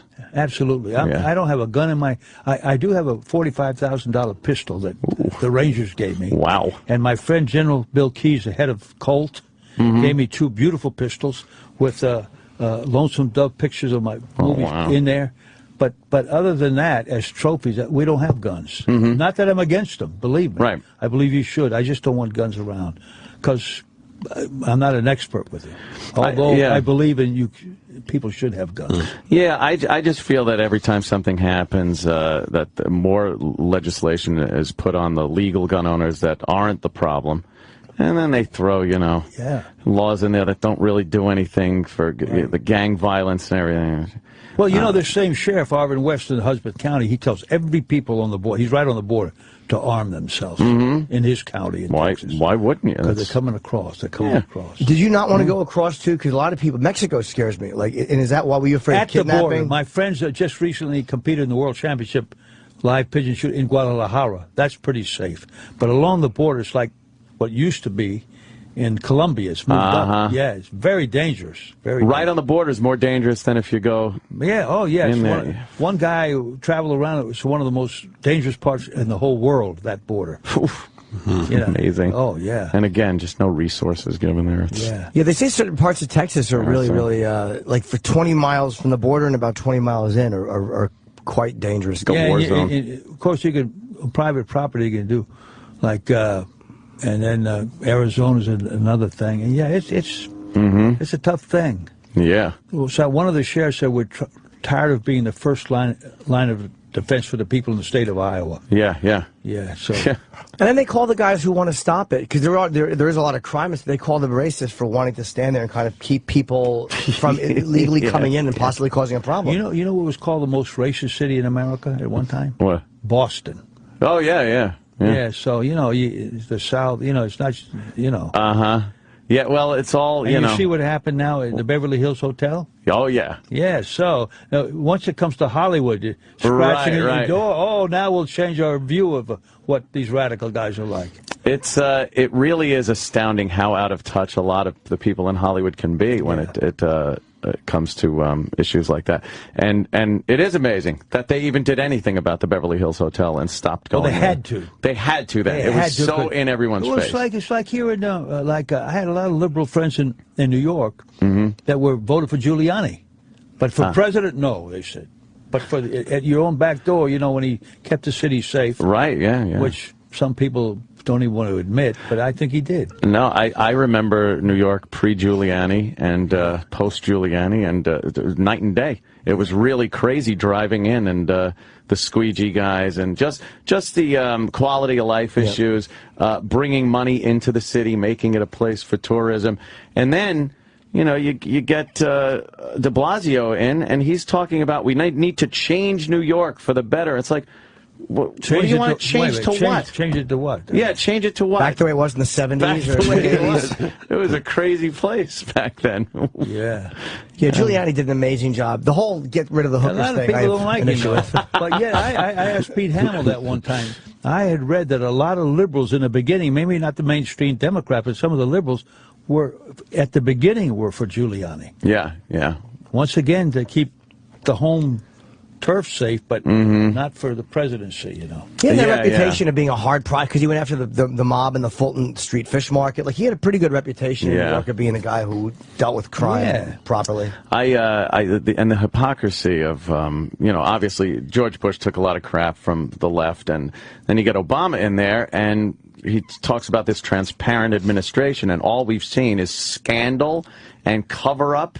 And no answers to things like Benghazi. Well, the Benghazi thing, there should be answers. I mean, there should be answers. And then they talk about it like it's a joke. Like if you bring it up like you want answers, it's like, oh, you're politicizing the whole thing. No, we want answers. And I'm sure there's some Democrats that agree with wanting to find out what the truth was. Yeah, but they can't say too much. No, I know it all becomes politicized, and no one gets any answers anymore about anything. And how does Nancy Pelosi not have to vote on that? Oh, how are you allowed to not vote? Henry, what's his name? Reid? What the guy? Harry Reid. Harry Reid. Oh my God! You like him or don't like him? It's tiring. It's exhausting. The way he went after that guy, but that guy went too far. That guy Bundy out there. Yeah. Too racial. Absolutely. And I'm sure there are other ranchers out there that might disagree with him. That was a big issue, and if you look at how the government deals with things like that. You want to discredit someone like that so he doesn't get the support, because he was getting a lot of support when militia guys started showing up, and and then he began to feel that he could say anything. Right, he said the wrong things, and then all the support goes away. It's like the guy with the basketball team. Oh, yeah. Sterling. Wow, that guy's out of his mind. Yeah. And then, well, at least he's on the news now trying to help and talk about his case, and it's making things 20 times worse. What about when Dinkins ran here? Didn't Al Sharpton go after him? Al Sharpton, I thought he was on Team Dinkins. I'm sure he was on Team Dinkins, but he probably went after him. Oh, too. yes, he did. He was dropping like N-bombs on him. Yeah, exactly. Yep. Yeah. That's another thing. How Reverend Al is on TV as a legitimate host on a news program when years ago he was just, race-baiting kook. I know. And now... And didn't he kind of oust his friend, Jesse Jackson, by reaffirming that story that wasn't true, that he held the bloody dying Martin Luther King. Yeah, I guess Reverend Al and Jesse Jackson have always been at odds with each other because I guess they want the #1 position of being black leader. Yeah. And ambulance chaser. Yeah. Ambulance chaser. That's what it is. But now they're smart guys, though. They're not dumb guys. No, they can't be. They both have the president's ear now. He's a smart guy. This is after, this is after years ago. But I remember when on the Robert Downey show, the guy picked him up and slammed him on the deck. That was Roy Innes. Martin Downey. Yes. Roy Innes. Great clip. On the Howard Stern show, I was said, at Reverend Al, you want to help me judge the lesbian beauty contest. Al was like lost, Did he do it? I don't know. I got very uncomfortable. Right. Yeah, no shit. Oh, Downey, what a character. Yeah, he was crazy. He ruled. He was fun. Yeah. That guy was fun. But let's get come on. The we big got to plug get the big for the plug. movie. It's called A Night in Old Mexico, and it's extremely well acted. Yeah, and, sweet, small. They call it a yarn. A yarn being a tale. Right, spinning a yarn. Fictitious tale, and nice beginning, middle, and an end. Not a lot of violence, but it's a nice story that Bill Whitliff wrote, and we brought in. There was a French director that came over, and he wanted to direct it, and we took him to Texas, and my friend drives around Texas in his Bentley. He's an oil guy. Sit down here, Frenchie. And as a French guy sat into the chair, he threw a pistol under his seat, sat on the pistol. Oh, then he is a gangster, He said. So he disappeared. And then Emilio Aragon, he's quite a prominent figure in Spain, had the money, loved the story, put up the money, the expertise, and came over and directed it. Wow. From Spain. So usually you film things like that in New Mexico, better rebate, but they were able to do it in Brownsville. That's where that Marine was held for 4 months. Remember, right across. Yes, that's why I wouldn't go across the border. Right? Why was the Marine held there? Remember the guy? It was a weapons charge. Yeah, and they had held him there with nothing, with no charge, no trial. That was Brownwood, right in there, Brownsville. Yeah. But I loved it down in the Rio Grande Valley, and there was a wonderful Mexican restaurant, some of the best beef ribs I've ever had, Argentina or anywhere. But they had to move from Mexico over because they were so. They tried to get youth gangs would come and try to extort money from them, so they moved the restaurant over to the American side. And kidnapping is a big issue there. If they know you're wealthy and prominent citizen of the United States. There's some wonderful Mexican people, and I like, but that border is very touchy. Well, it's such a corrupt government, and the military, anyone can be bought off down there. But where does that dope go? Up Hollywood's nose, up Chicago, New York, here, So there's a two-way thing. Right, yeah. When Giuliani went to Mexico, he didn't trust the police. He brought his own security. Did he? Sure. Yeah. I told Giuliani when I met him, I said, you keep New York, I'll take Buenos Aires. I love Buenos Aires. My wife's from Argentina. Yeah. I love Buenos Aires, but you got to be careful doing business there. We took 100 pesos out of a money machine. 10 of the pesos were fake. Oh, shit. Wow. Money machine. Who's loading those up? Is it supposed to be the banks? Yeah, and there's a guy, a wonderful actor that left there because the bank took his money, so he moved to Spain from Argentina. So it's easier for us to send money for people to work for us to El Salvador than to send money to Argentina. How much is a peso in New York? That I forget now. It varies. Yeah. Is 100 pesos a lot? Well, I don't know the exchange rate either. I don't know the exchange. I have like no idea. But I love that city. It's a walking city. I really like that city a lot. Yeah. You get recognized overseas a lot? Ídolo, idol, ídolo, amigo, ídolo. Yeah, it's nice. But they have. I've worked there in films. I did when I played Adolf Eichmann. We did it there. A good cruise. They serve you with great, great dignity, and the way they great into effect down there. The food and then when in reality when they took Eichmann back he got killed in Israel. Yeah. This Eichmann got a wonderful young bride from Argentina. But I love that city. But, is that when you met your wife? Yeah, I did. When you were doing the Eichmann movie? Yeah, Eichmann. Yeah. Oh, man. And but she loves America. She's a citizen. Yeah. Because it's difficult to do business. We had a hotel. Very difficult to do business in Argentina. Yeah. And for her now, Virginia is the last station before heaven. We live in. She loves Virginia. Loves America. Loves America. Yeah. You live in Virginia? Yeah, we do. Why'd you choose there? Well, I had lived there. My dad had lived there. My brother had lived there, and I just kind of. And I had an apartment. I should have never sold it. It belonged to Caruso, my apartment. And I could have I sold it for a profit. But now you make millions on apartments in New York, I hear. Yeah. Ooh. Yeah, the prices are crazy. Yeah. But, so I don't get to New York. We take the train up. 3 hours you're here. Oh, right, yeah. Robert Duvall on a train. Yeah, I know. I love the train. I love the train. Yeah. I would think it's private planes everywhere. No. I don't like those small planes. No. No, huh? No. Robert, I got to ask, how are you staying healthy? You look great. I'm 200 pounds. That's way No. too much. You're not 200 pounds. You don't look 200 pounds. No, I am. It's too much. You look I great. got to get it down 10, but but I try to keep in shape. Yeah. How tall are you? Hang out with young people, younger wife. I try. Right. Oh, yeah. Try to think young. Right. How tall are you? You don't 200 pounds. You don't look 200 pounds at all. Right there. right there. Right there. Yeah. What do you weigh? I'm like, 180?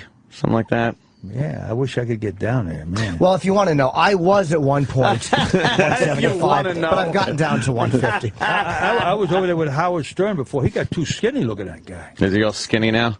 Yeah. Yeah. He cut his You can hair see off. that face. Yeah. He's very thin these days. Yeah, interesting guy, good guy. Yeah. Well, that's the TV. When you're on TV, you want to look a little thinner. Just Well, so. yeah, Why but am I explaining that to Robert Duvall? Yeah, but his is a radio show, isn't it? Yeah, but he does TV too. Yeah, he does the. I don't know if the TV's happening these days. Oh, I don't know. Yeah. Oh, what the? But they listen to him on the radio too. He got 20 million. Yeah. Sharp guy, very sharp. Long career. Yeah. That's for sure. I like him. And I just explained to Robert Duvall that the camera adds 10 pounds. Yeah, I am a true Yeah, ass. maybe they'll add even 10 more, right? I am a fool. Yeah. So the movie comes out. It's in theaters. And on iTunes this Friday. That's smart to release On demand, too. On demand. And this Friday, May 16th, it's pretty much out everywhere. Yeah. But if you're home and you don't feel like leaving the house, or if you're lazy. You do that. It's amazing in modern day, right? Yeah, it's wonderful. Do you like that, or does that make it harder for you guys? No, to make I the like money? it. I could hear it better. Go to the theater. The mix is not good. The sound, so I like it. That's especially at the end of the year when they come in. They send them out to Academy. And I like to watch. We get those now too. Yeah, They're nice. Watch all that. Yeah, watch we it at love that. home. That's a nice perk. Yeah. Oh, for yeah. us. Yeah. This was awesome. Yes. Wait, I like. I just got to play this. Hold on. I don't care how many Dago, Guinea, what greaseball Goombas come out of the woodwork. Right. What a great scene that was with Waltz. Oh, Waltz, yeah, in his house, right? Yeah, right. One of the greatest transformations of a character is when Waltz finally realizes you're with Don Corleone, and you sit down to dinner, and he's like, I'm sorry, Tom, you should have said who you were with.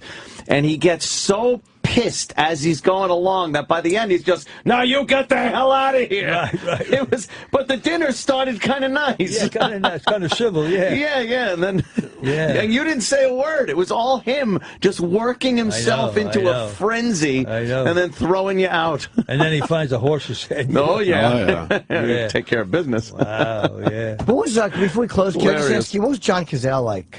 Nice guy, good actor, nice guy. Yeah, it's been so long. I didn't know him that well, but he's a very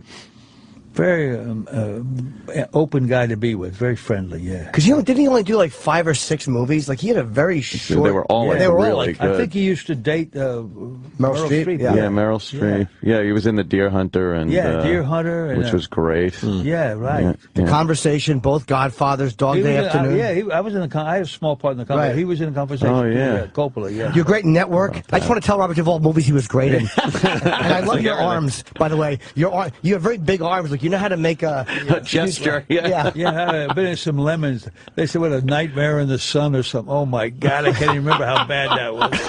Oh, my God. Yeah. Did you know it was bad while you were making it?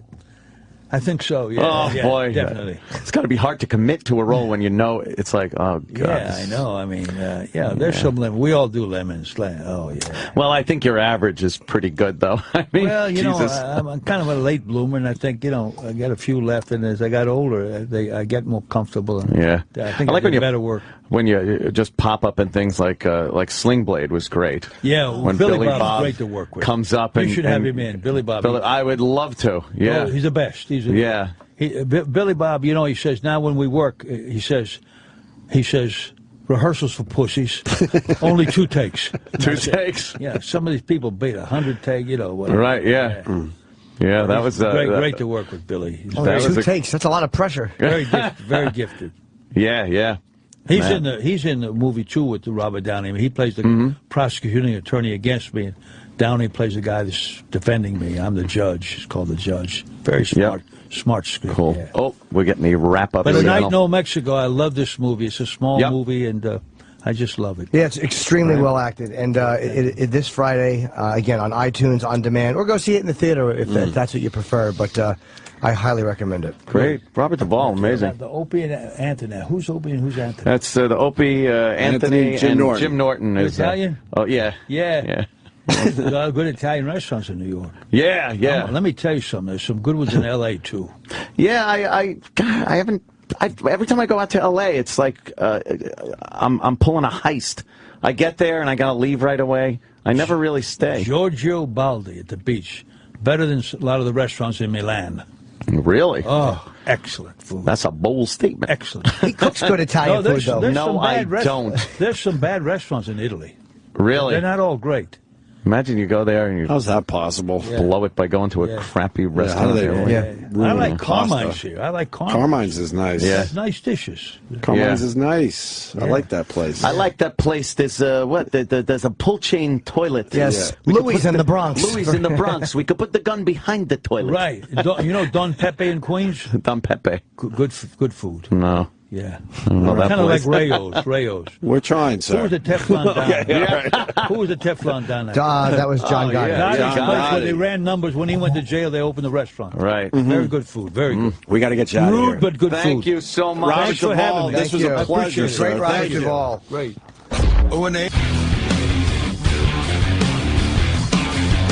Robert Duvall was great. That was a lot of fun, man. Gotta love it. I asked him about how he stays healthy because he's 83 years old. He didn't look 83 whatsoever. I didn't know. I didn't want no idea he was that old. I didn't want to say, wow, you look great for 83 or any of that shit. Yeah, But I wouldn't have known 83. I looked it up and I couldn't believe that Robert Duvall's 83. Yeah. He was a guy that kind of looked older than his age, and now he just looks really good. Because, he was bald at like fucking 25 years old. But he doesn't look like he's aged in the last, I don't know, 20 years easily. He seems exactly the same. I had no idea he was that old. I probably thought he was 74, 73. Yeah, 83 years old. Wow. Think back, like still doing it. So many of the fucking cool movies he's been. I forgot, like The Great Santini. Oh, like that was and Old Country for Old Men, right? No Country for Old Men. No Country for Old Men. Was he in that? That was Tommy Lee Jones and Javier Bardem. Tommy Lee Jones. Didn't he have a part in that? Maybe he did. Are you thinking of True Grit? True Grit, maybe. What was the Western? What was the movie he was talking about? The Ranger one. With Tommy Lee Jones. Tommy Lee Jones. Was it Old Mexico? Fugitive 2? Maybe. That's the new one, right? Also, Falling Down. Isn't Falling Down? Defense! Oh, God, he's been in everything. He's been in so many fucking movies. The Apostle, A Civil Action. Did you do Godfather lines to him? Tom. I played this one. I don't care how many Dago, Guinea, what greaseball goombas come out of the woodwork. Said it right to him. I said something, when he walked in, I said something like, doesn't the room smell like napalm? And then I elbowed him.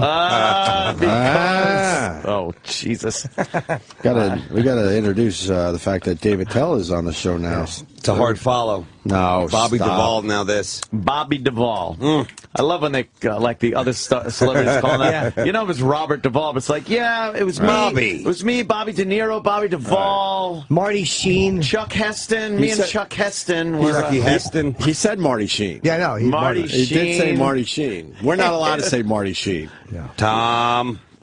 That was always something as a kid that made me and my brother laugh, was watching The Tonight Show and seeing the celebrities come out, and they would tell those celebrity stories, and they'd say, like, me and Chuck Heston. Right. And me and my brother just thought it was the funniest thing to be like, Chuck Heston.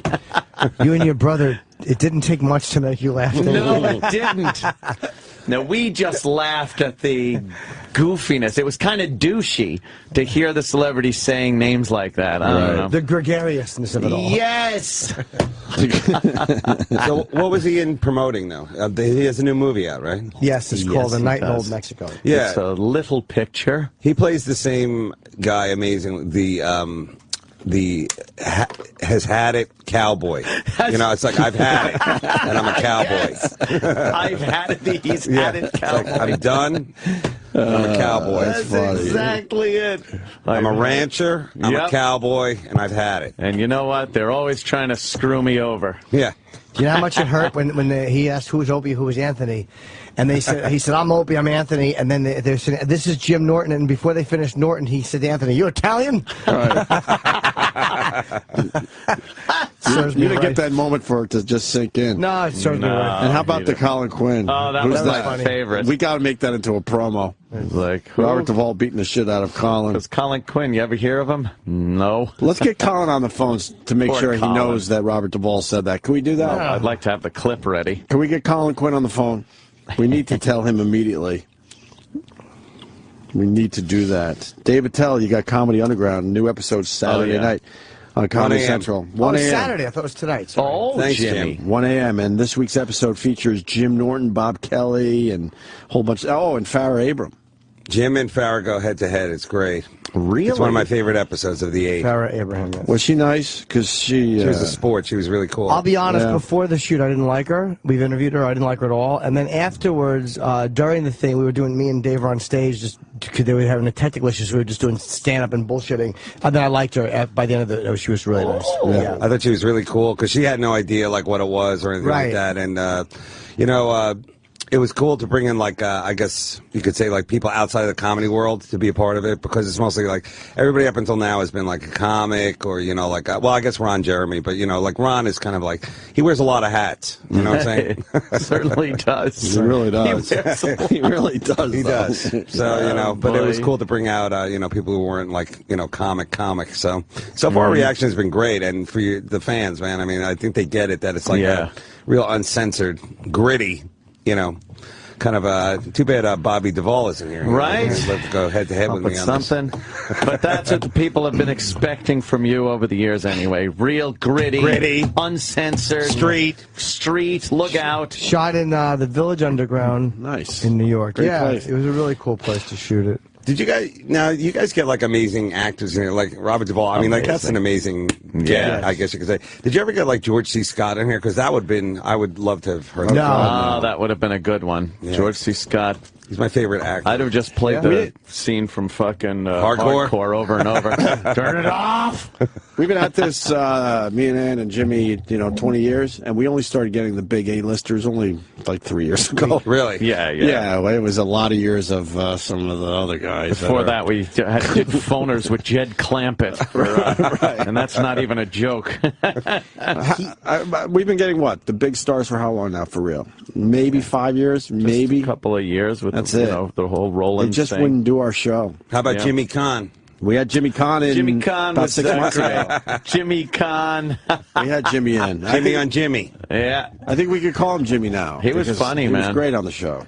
Yeah. He's another man's man. That's like old Hollywood. These guys are men. Yes, old Hollywood men. They could beat you with a tennis racket, that kind of guy. And get away with it. No didn't charges. Really care if they were in shape or not. They just, nothing better than the old man's man shirtless scene where you can tell they're sucking it in. I was just watching Planet of the Apes yesterday, and Chuck Heston. Chucky? The one with Chuck Heston. And he takes his shirt off or something. He doesn't even look human. He's sucking in his gut so much. Is he sucking in? It's making like 2 big lumps on the side, and you can see his... He's got bloated tits, liver poking out from bloated tits, and no one cares. Tits. But back then, women were like, "Oh, Chuck Heston takes his shirt off." What did we call it? We used to do that. In shape, out of shape. In shape, out of shape. A lot of our heroes were in shape, out of shape. John Wayne was in shape, out of shape. John Wayne, when he'd fucking do the same thing, it was like the big barrel chest, but a gut. They didn't do that. If they did any exercise, it was calisthenics. Fucking Arnie. Shooting. Arnie wrecked it for everybody. Yeah. Arnie Schwarzenegger. Looking all fucking muscular. He ruined it for everyone because you were able to be in shape, out of shape until Arnie came around. They did Jack LaLanne type workouts. Right. Yeah. Jumping jacks and push-ups. Cigarette. And a cigarette. Coffee, a cigarette, and throw that medicine ball around a couple times. Medicine ball. Kick sand in some fucking fruit's face on the beach. I think Steve McQueen was like the first guy I ever saw who was like working. He was like one of those guys, like he was like the the spur of the moment guy. You know, the black director of 12 Years a Slave. No, the white McQueen. Oh, the other Steve McQueen. Yeah, the star. Yes. You know, The forgotten Steve McQueen. Why not the Alexander? No, not that guy. That guy's not got poignant. That guy's got to change his name. You know why what? would you go through Hollywood as another Steve McQueen? When I hear Steve McQueen, I think, fucking Steve McQueen, motorcycles, Great Escape. Well, you know how there's a letter before, like, Democrat and Republican? Maybe he does the Maybe same you could thing. just put it in parentheses, a little letter. All those guys back then, they secretly were taking lessons from Bruce Lee. Did you know that? They all Really? All of them? Yeah, they who's the guy? James Coburn. You know that guy? Yeah. I think he was one of them that they were all like, they all like learned. Coburn was a tough guy. They learned Jet Kune-Dun, whatever that is, Bruce Lee martial arts. So that was cool. Didn't Bruce Lee kick Ryan O'Neal into a door or something and hurt his back forever? Really? Yeah. Forever? I heard he was holding like a kick pad and Bruce Lee kicked him and hit a trailer door. Wow. At least it was, Bruce Lee, not Farrah Fawcett that caused the back injury. Or Tatum. At least you could say, this was Bruce Lee did this to me. Yeah. Joe on Twitter saying that we stole the In Shape, Out of Shape thing from Family Guy. We don't play that game in general, but I really feel like we had that bit a long fucking time. Yeah, I don't know. The In Shape, Out of Shape guy. Not like Family Guy. I haven't seen some coincidences on that show. Thank you very much. Go ahead, do tell. Well, the Tyson one was a biggie. What was the big one? We used to do the Tyson, Mike Tyson spelling bee. Mike Tyson spelling bee, and then Family Guy a they few picked years right after up the on fact did something quite similar. They do Chuck Heston Traffic? Oh, God. That was one of my go-to bits back in the day, I used let to me love tell that you. bit. Oh, I don't know if it holds What up. was that like?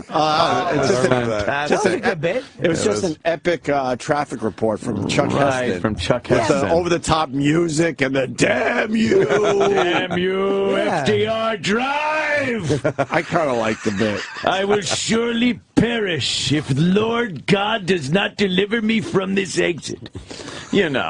Oh, we might have a brilliance. Can we find that for David Tell? Yeah, I'd like to hear I that. don't know if it holds up, but it was funny at the time. The Omega Man was a very important movie in my life. I don't know if you guys know this movie. Please. That was before the whole zombie thing and all that. That was really a great movie. That was kind of a cross between those weird underground people from Planet of the Apes 2, right? Beneath the Planet of the Apes, and zombies. They were kind of a little mix between those. Those people from the The people where they pull their masks off creepy, and they have the little veiny faces. Hey, we got to stop for a second because Colin Quinn's on the line. Okay. Colin. What about Soul and Queen? Why am I calling in, by the way? I got a blind text from Roland to call in. Oh, good. So you don't know why we're calling. No, this is exciting. Do we have the actual clip?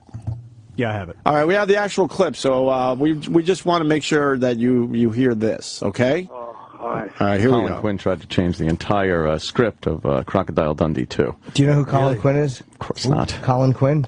Who is that? Exactly. It's just, if you understand the joy you just gave me. He's a friend of mine. He's a clerk. He worked in comedy for a while.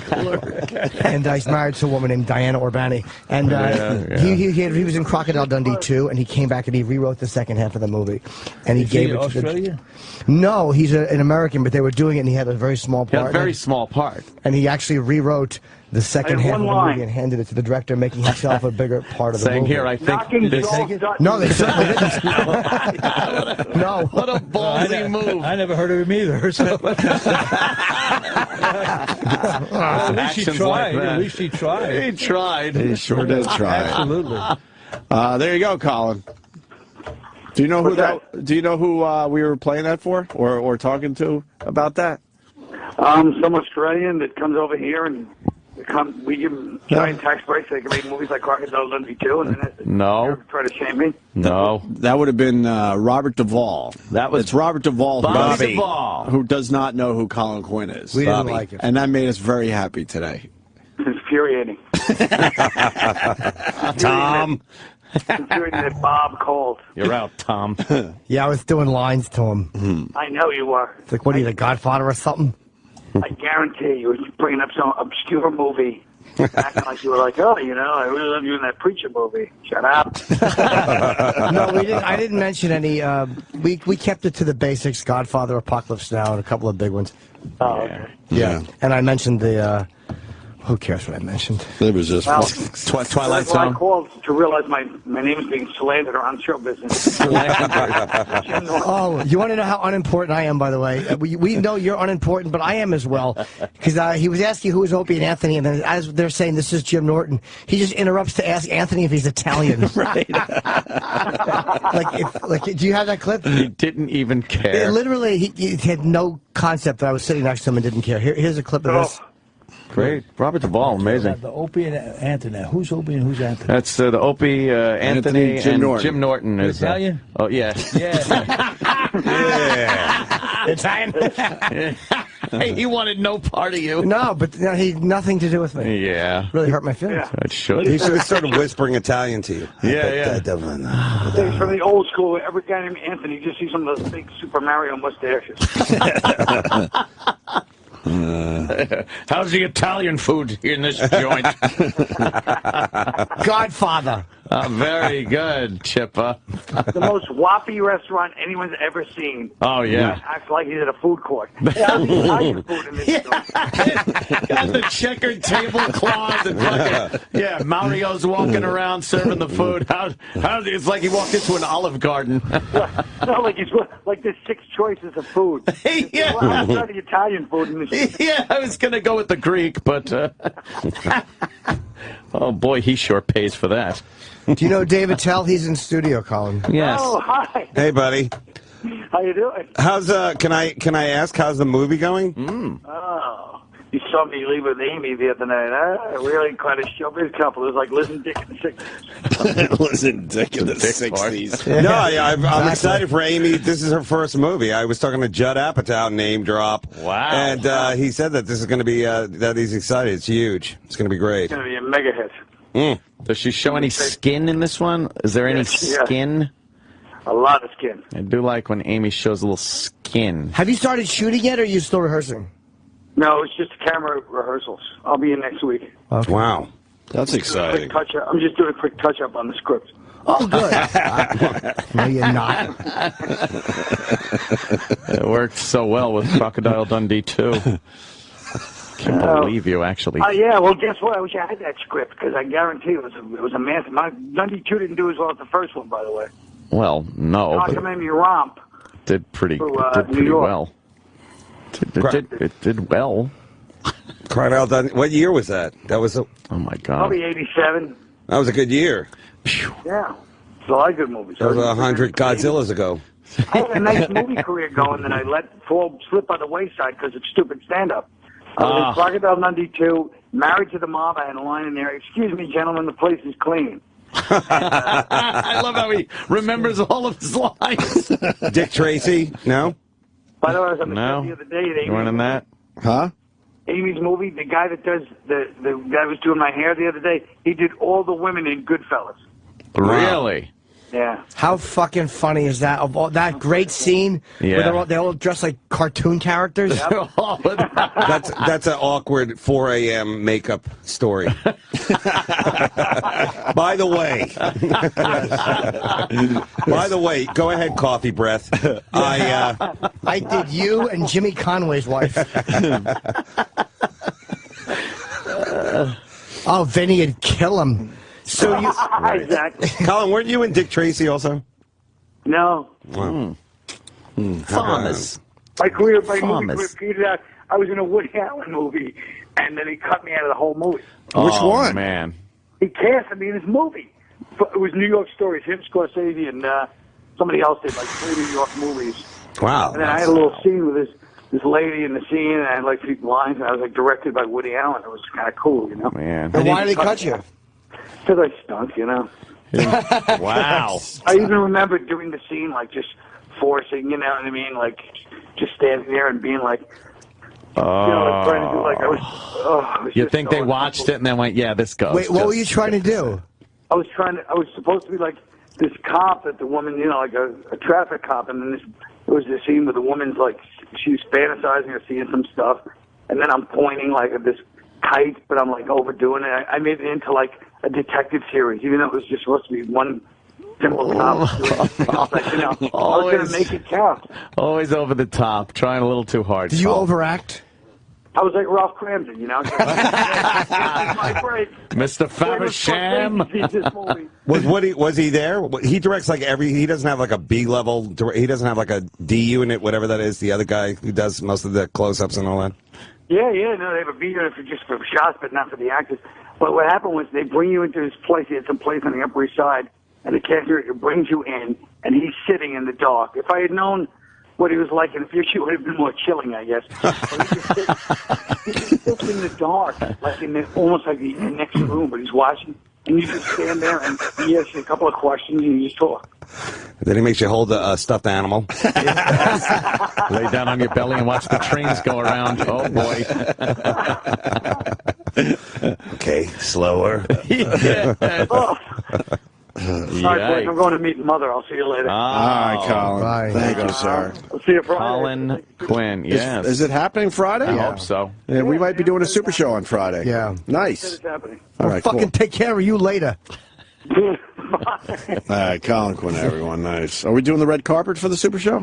We have to. We should. I would really love, should. like, we get a Sirius XM or an O&A, like, backboard thing. Pretty much we could use this. Yeah. Where But can we we do got to red have them carpet? stopped and, you know, the whole red carpet thing. Yeah. Maybe interviews, like Sam Roberts could interview some people. Oh, I like it. Lady Di. Oh, I see Bobo coming. Bobo, come here. I like come here. it. You know, we'll do the whole intro like that. Here's Sam. Let's tell him. Yeah, let's tell dopey little Sam. Let's also make sure he's doing the wheeling of the chairs after the show. Well, yeah. Sam. Yes, you cartoon-footed zilch.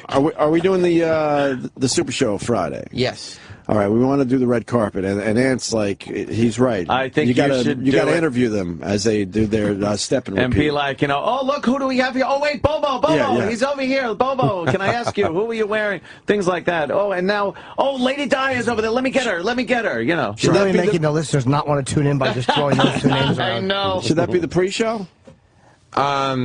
I don't know if we'll have everybody lined up on the red carpet by 6. Yeah, we should do it. We should do that on the air so we can comment on it. Yeah, we All should. right, we'll just listen in, that type of thing. Okay. Where's the red carpet going to be? That's up for discussion still. If you want, we could do it right in the hallway outside the How about hallway. right there where the Could be long right hallway? here, the hallway. And just take over the entire Why Place not? of honor. Yeah. And then it just has to be something shitty behind them as they're getting their picture for the taken. big backdrop for the pictures. Well, we were thinking about bringing them in here and doing some O&A banners for a nice step and repeat with some branding. Well, we'd rather, be able to watch the action. It's got to be right out there somehow. Yeah. This banner comes down, doesn't it? We can get a banner. Are you going to have paparazzi? I think we should have paparazzi there. Yeah, we have booked the a whole photographer. thing. We got Getty? Getty coming in? Yes. Getty Images? Oh, my God. Getty Images. Yes, we booked Getty yesterday. What a bunch of Nice. who gives a shit pictures those are. Great. And who's walking the red carpet? Yeah. Who is booked? Right now... With the stars, Colin Quinn, Diane Albany, So you're going to make Colin Quinn... Bobo. Colin's got to walk the red carpet. Everyone's got of to course walk. he has to. Everyone's got to walk the red carpet. Who do you got? Well, we have Colin. I think we have Bichetti because I think he was tweeting. Bichetti. Bichetti was booked yesterday. Oh, how'd you get him? I know. It's a tough, He was a tough get. one. All the way from Staten Island. Yeah, I guess we are. I guess we are booked. pretty lame. Bobo. Bobo is booked. Yeah. Still waiting on the big callback from Sandy Kane. Right. What about the Oscar?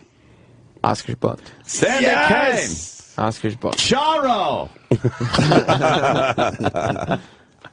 Oscar's booked. Nice. And also we're spitballing ideas for what to do. And right now we're looking at possibly turning this into a talent show. That'd be nice. Where everybody, I don't know if you Yeah, want we need a everybody, little angle. You're right. everybody has multiple talents or just one talent per person. At least one talent. Maybe like If we'll... they have a couple, that's fine. And is Multiple talent. Is Dennis Falcone bringing in the hard drive of hits? The DJ has been booked, yes. Danny Falcone, he's got to walk the carpet, too. Although he has been requested that certain things not be brought up. He's requesting that? Yeah. He's really getting mad. How about a red carpet continental breakfast? Everybody to see their choices. They could get a bagel. Yeah, just like Right. really runny eggs Runny and like eggs. sausages. So it's the red carpet as they walk down and they take from a buffet. I like the idea. What are you eating? What are you wearing? What are you eating? Well, have some Oscar Mayer sausage. And they all have to with bran. And they all have to dress really nice, as whatever they deem to be nice. Okay. We're looking for impeccable clothing. And do we have to give gift bags to all the stars? Uh-oh. I think that would be appropriate. Oh, fuck. Bag of swag, huh? Bag of swag. We were trying to figure out pricing for the talent show. Yeah. Is it cool? I figured it'd be cool if we gave the winner, the best talent, gets an invite to the next compound party. Get the fuck out of here. I think that's a great idea. Isn't that a good idea? That's a wonderful idea. Ain't gonna happen. There's too much of a wild card chance that Lady Di wins. And she's winning. There ain't no fucking way she's coming to my house ever. No? Ever. Even as the goof? She will never set foot in my house. You do things for the goof, don't you? Yeah, but that's a little too much. That's a little too much, huh? Yeah. All right. There ain't no fucking way Lady Di is going into my house. All right. Hey, everybody. Oh, God. I want to sing karaoke. She's just standing up there with diarrhea leaking out of both legs. Exactly. Right. I don't need her pissing. I train my cat not to piss around and shit in my house. You don't want her to swim in your pool? No. Why? That'd be great. She jumps in, fucking overflows. She gets out. It needs water. See, because she's fat. That's a buoyancy joke. Well, Friday's going to be exciting. A joke. Yeah, we got it. And where will they do the talent? In here? Sure. Yeah. So you got to have like a little stage set up then. Yeah. We need a little stage set up. Yeah, we can give the chairs out of here. Something, and we want things different. You know, you should not hang all a singers. star over the stage. Oh yeah. Yes, or an anvil. No, I mean a talent show is a talent show. They'll be singing, but they'll also be dancing. We'll and there'll dancing. Be comedy. There'll be magic. Right. There'll be, Things like that. Shetty can do his hula hoop act. He's pretty good at that. We've discovered. Sandy Kane's a shoe-in. Is she coming? If she comes, she's a pro. She has not been confirmed. What the hell's going on with her, man? I don't know. We should send a car for her. We should send a car for Sandy. Yeah. We need her. We should send a car for her. I'm making money on Times Square, man. Yeah, man. I can't fucking just drop everything, man. You're not going to pay me. You gotta pay me, man. Hey, you fucking something Rick Shapiro. Come on, man.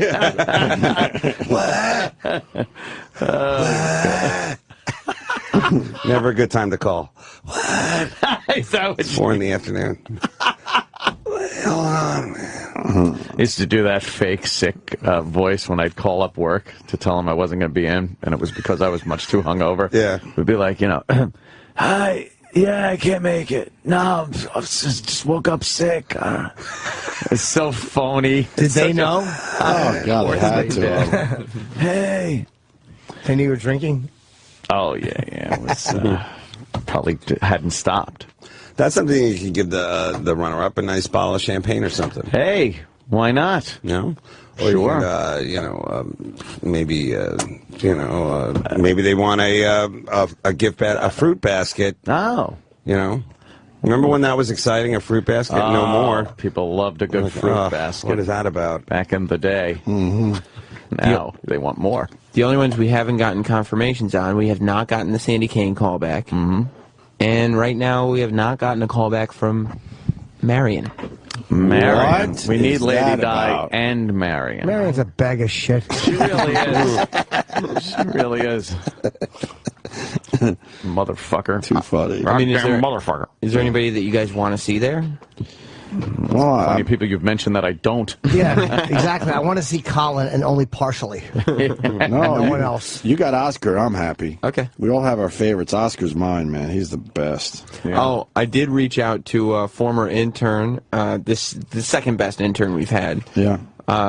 Who will not be coming in. Wait, there's David and Cream Pie Jones. That's it. David? No, Cream Pie Jones. You won't come in? Why? Well, Cream Pie says if Opie wants me in studio, he can reach out to me himself. Wow. All right. He does not like you, Sam. Maybe not. I don't know. So why don't we call him? You want to talk to him? Doesn't he know that Let's bring Opie back the has shit show. people? Opie has people I have that people. call. You know? Give him a call now. Let's see if he's up. Yeah. Cream Pie Jones. See if he's still on radio time. Yeah. Why are you giving me this? What is that? Iraq? Iraq? He was talking about us again today? Yep. Elvis Duran? In the 7 o'clock hour. In the 7 o'clock hour. That's a big get. Ooh. All right. Well. He played the Elvis Duran clip of us talking about him. He did. All right, but we have David Attell here. No, guys, it's all right. I'm just, Are we cursing? I'm a UN observer here. What's happening? Just making sure everything's in compliance. Well, we do want to make sure that people see Comedy Underground, of course, on Saturday on Comedy Central, 1 a.m. Saturday night, 1 a.m. Well, Saturday night, so it's Sunday morning. Well, how does that work? Yes, late Friday night or late Saturday night? It's Saturday 1 a.m. So you could say it's basically Sunday, the first show on television. Okay, so it's technically Sunday morning at 1 a.m. Oh my God. No. But if they say Saturday 1 a.m., then that's technically late Friday. Right. I don't know, guys. At this point, DVR it. Just see when it pops up. Yeah, I don't. That always we want to make sure a people. Midnight show, Saturday midnight. Wait, it says new episodes Saturdays at 1 a.m. So that has to be late. You know what I mean? Late Friday night. No one says it's Sunday morning. Let's go out Sunday morning at 1 a.m. No one says that. Yeah, that's true. Saturday night. People still consider it part of the week. Sunday is the Lord's Day. There was no way we'd let that filth on there. Oh wait, so new episodes. CC would never do that. That means Comedy Central. Comedy Central. Oh, of course. They might open up with a Boondocks or a something else, a positive message show, but a Key and Peele or something, but never. I've never seen them. Your filth. Key and Peele. Yeah, I heard they're very. Well, funny. then you're a racist. Check it out. Is it a good show? I hear they're great. Yeah, no, they are. They have their own. I guess were a team before the show, so they really have that like chemistry going there. And they supposed to go. But Comedy Central, I think, has 4 sketch shows. Amy's is the leader, and then the rest of them, Amy's Nick Kroll. Oh right, yeah. Amy's had I heard she had a really good show last night. I didn't see it. She is rocking out on that show. She's doing great. And I just heard last night was really good. Okay. Oh, Jimmy was on. Oh, I heard that. There you go. Jimmy was on. I get it now. You know what? It's funny. You're on, right? Someone did tweet that at me. Oh, okay.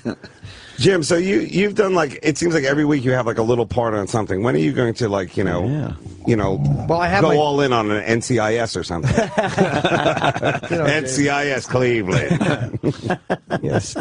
I'm working on my own. Jimmy's got something in the fucking pipes. Yeah. I was happy to be a part of. Yeah. I saw that. I saw a clip of that. It was fun. Don't say what it was, though, because I'm not telling you. No, I won't. And there'll be a little surprise. There'll be quite a few little Easter eggs saved from the show. Oh yeah. Oh yeah. We have a lot more to film. We did a very minimal amount of filming, and we have much more to film in like 3 weeks, I think. Wait, we got the live studio audience coming up. That's not. No. That was pushed back a month because of paperwork. It was union paper, which actually I'm glad they did it.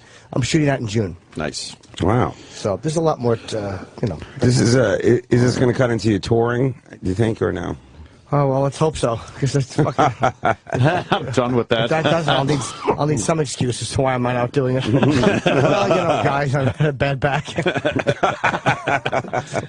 I played the Brigada, and it was the walk through the kitchen to the show. You guys have been like backstage at a casino. Yeah. This one was the longest one I've ever done. Yeah. It was almost like I guess it started somewhere outside of the Holland Tunnel, and it just really basically we just kept walking and walking and walking, and then the turnout was not that great, but the people who showed up were amazing. But I was just like, it was like this funny walk till like almost basically the end of my career. I was thinking, it's like we're gonna surface up and I'd be working at Manpower, 1992. And just so we don't get sued, the walk doesn't start at the Holland Tunnel. All right, Jim. Yeah, this Jim. Yeah, guy who really overly thinks he understands the rules. Yuck. Sorry. We have to take a break. David Attell's here. He's going to continue with us. Yes, he's staying. What else? A couple new apologies we got to get into. Oh, I love the apologies. Maybe this Elvis Duran audio either today or tomorrow, and Alec Baldwin. So we got. All right, Alec Baldwin had a little trouble in New York City. Yes.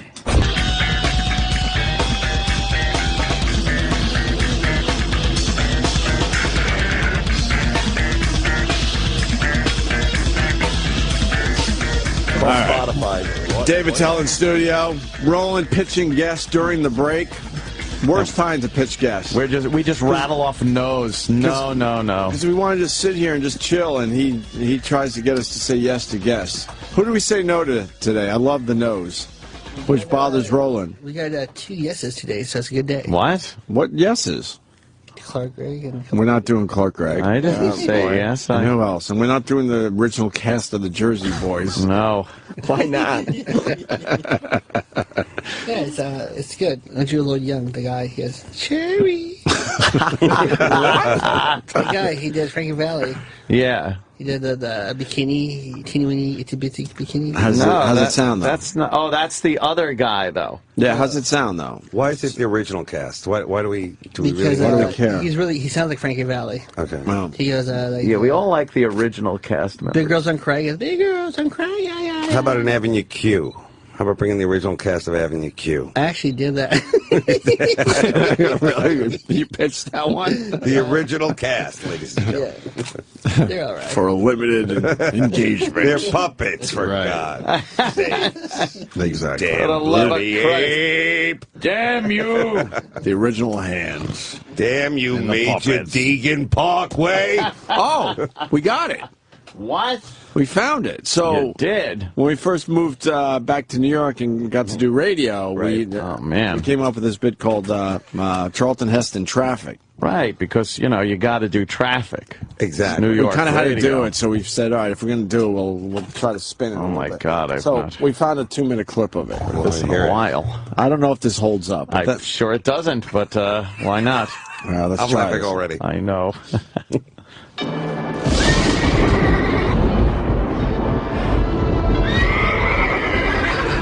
Damn you all! Damn! Damn all! Damn traffic! Lord Almighty, why? I have begged of thee to no avail. Your children continue to suffer. Why have you abandoned them, God? Damn you! Is it not enough they slave through the day? Why have your merciful hands not touched upon them, God? Damn! Damn! Damn! My eyes are pained as I behold the journey of tears that is the FDR Drive. Have they not suffered enough, God? Damn you! They are massed together as are the stones of the Great Pyramid. Not a space between them to breathe. Why, God? Damn! Damn, Lord! Can you not hear them? The sorrowful wails of their stranded in the darkness of the Lincoln Tunnel? Does the murky waters block their cries from your ears, God? Damn you! Why do you test their faith so? Do thine eyes deceive me? Rubbernecking on the outbound Queensboro Bridge? God, no! Why? What pleasure does one receive stealing a fleeting glance at a fallen brother, only to torture those who follow you? There but for the grace of God! Damn you! Sinners! Sinners! I shall cast my staff across these waters and lead my flock home. Follow me in the name of God Almighty! Follow! Damn you! Damn you all! Damn you all! Damn! Wow. Chuck Heston sure makes traffic dramatic. I loved it. A little over the top, huh? A little.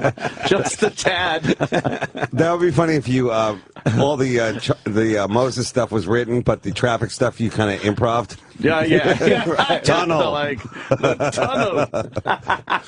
That was good, though. I thought you were going to go from one of his many characters to the next one, but the Moses one works. I think the all way Moses around. one works because it's, God Epic. and epic. A lot of epic stuff going on Very there, epic. It's holy shit. I would bring it back. I think it's ready to make a comeback. You could bring a new perspective to it now. Of course. True. And the traffic's even worse. Yes, When and was now that? it's even worse. And a new city every day to be local for That's everyone. true. We could do a local thing. The loop. The Shit loop. like that. I-5? Damn you, God! Why? The I-5 to 405 interchange again, Lord Jesus!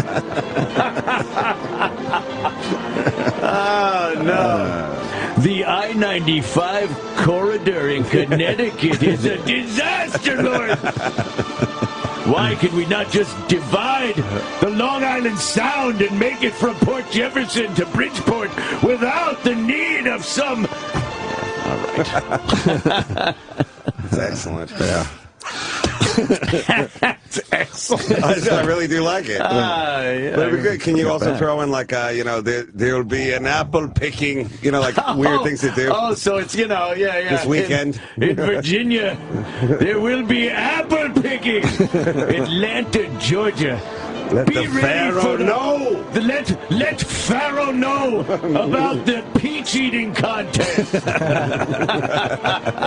And maybe Christopher Walken can help you. Oh, well, maybe. Oh, the tunnel's clogged. Oh.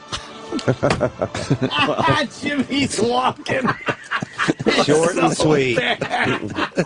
Oh.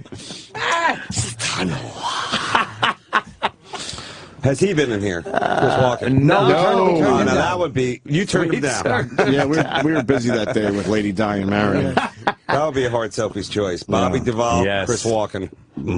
Gotta go Bobby every time. Yeah, well, you're lucky to get him, I'm telling you right now. I saw him amble out.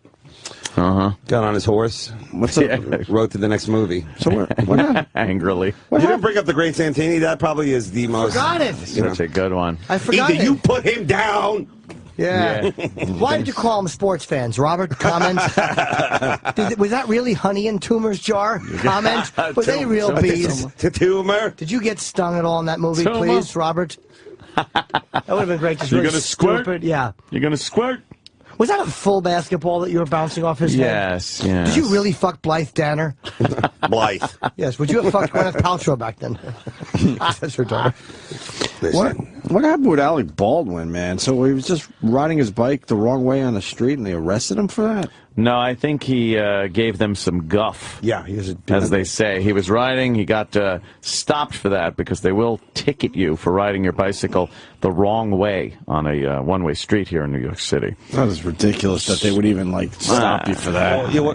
Is that an actual fine? Can you pay that with hugs?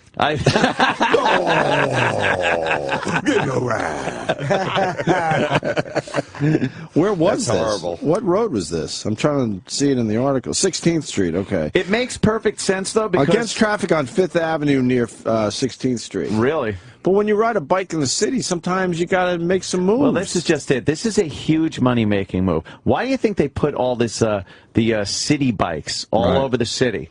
So they could collect money from the fucking tickets that they'll be handing out for people not riding their bikes right. Come on. If you think it was just convenience for people, you don't know anything about the conspiracies in our country. It is. Well, it's a big Alex, conspiracy. Alex certainly had a tweet about that. Yeah, he's Although not... it's the AB Foundation. Yeah? Alec Baldwin Foundation. So technically this might not be a tweet from him directly. It's his people. But it's his people. But you know damn well there's a tweet from Alec. He said, get this fucking tweet out immediately. He tweeted, New York City is a mismanaged carnival of stupidity that is desperate for revenue and anxious to criminalize behavior once thought benign. Why doesn't he run for mayor? He really would actually be a cool choice. He would as a crazy people would vote mayor. for him, crazy mayor guy. He'd be really cool. He'd treat it like a movie role. It would be like, oh, I love this guy as the mayor. And he's already got like that cool look, the suits. He looks like he looks the good in mayor. the suit. Yeah, he could show up at a disaster and look the part and everything. He said that he's had it with people. He has, especially he just doesn't like want to deal New with York. any human beings whatsoever. He got should stopped. throw his hat in on He the mayor should, for yeah. the 12:30 talk I show. thought he was going to do that. He got pulled over. They asked him for ID. He said he didn't have ID. He goes, I don't need fucking ID. Just give me the fucking ticket. Right. Or something to that effect. And they said, all right, turn around. Give me your hands. They had to do the double cuffs on him, too. They did. Why? That looked like for comfort. It looks like they went double cuffs. I think they could do the single cuffs on somebody his size if they really want to fuck with him. Right. But the paper's like saying, so get out of town, clown. He did say he was going to leave New York. He said he was going to leave the country, I think. Right. If something happened, some political thing, and it happened. Alex Baldwin got his rubber nose out of joint. Right. And went on a New York City dissing Twitter tear after he was busted Tuesday for flipping out on two cops who were just doing their jobs. They weren't just doing their jobs. No, they're rousting big celebrities. They're just being a pain in the ass at that point. We're going to lose him to L.A. if we don't. I know. We're going to lose him. We're going to lose. He's a state treasure. We need him. He really is an important part of a vital part of tourism and economy here. He's not going to be in the I Love New York commercial if they ever bring that back. Yes. That's when you knew who was who. Who was the biggie? Town. Can we get a trade in before we New lose him to L.A., though? Can we make a trade, maybe? We can get a Scott Bakula. We can get a I don't know.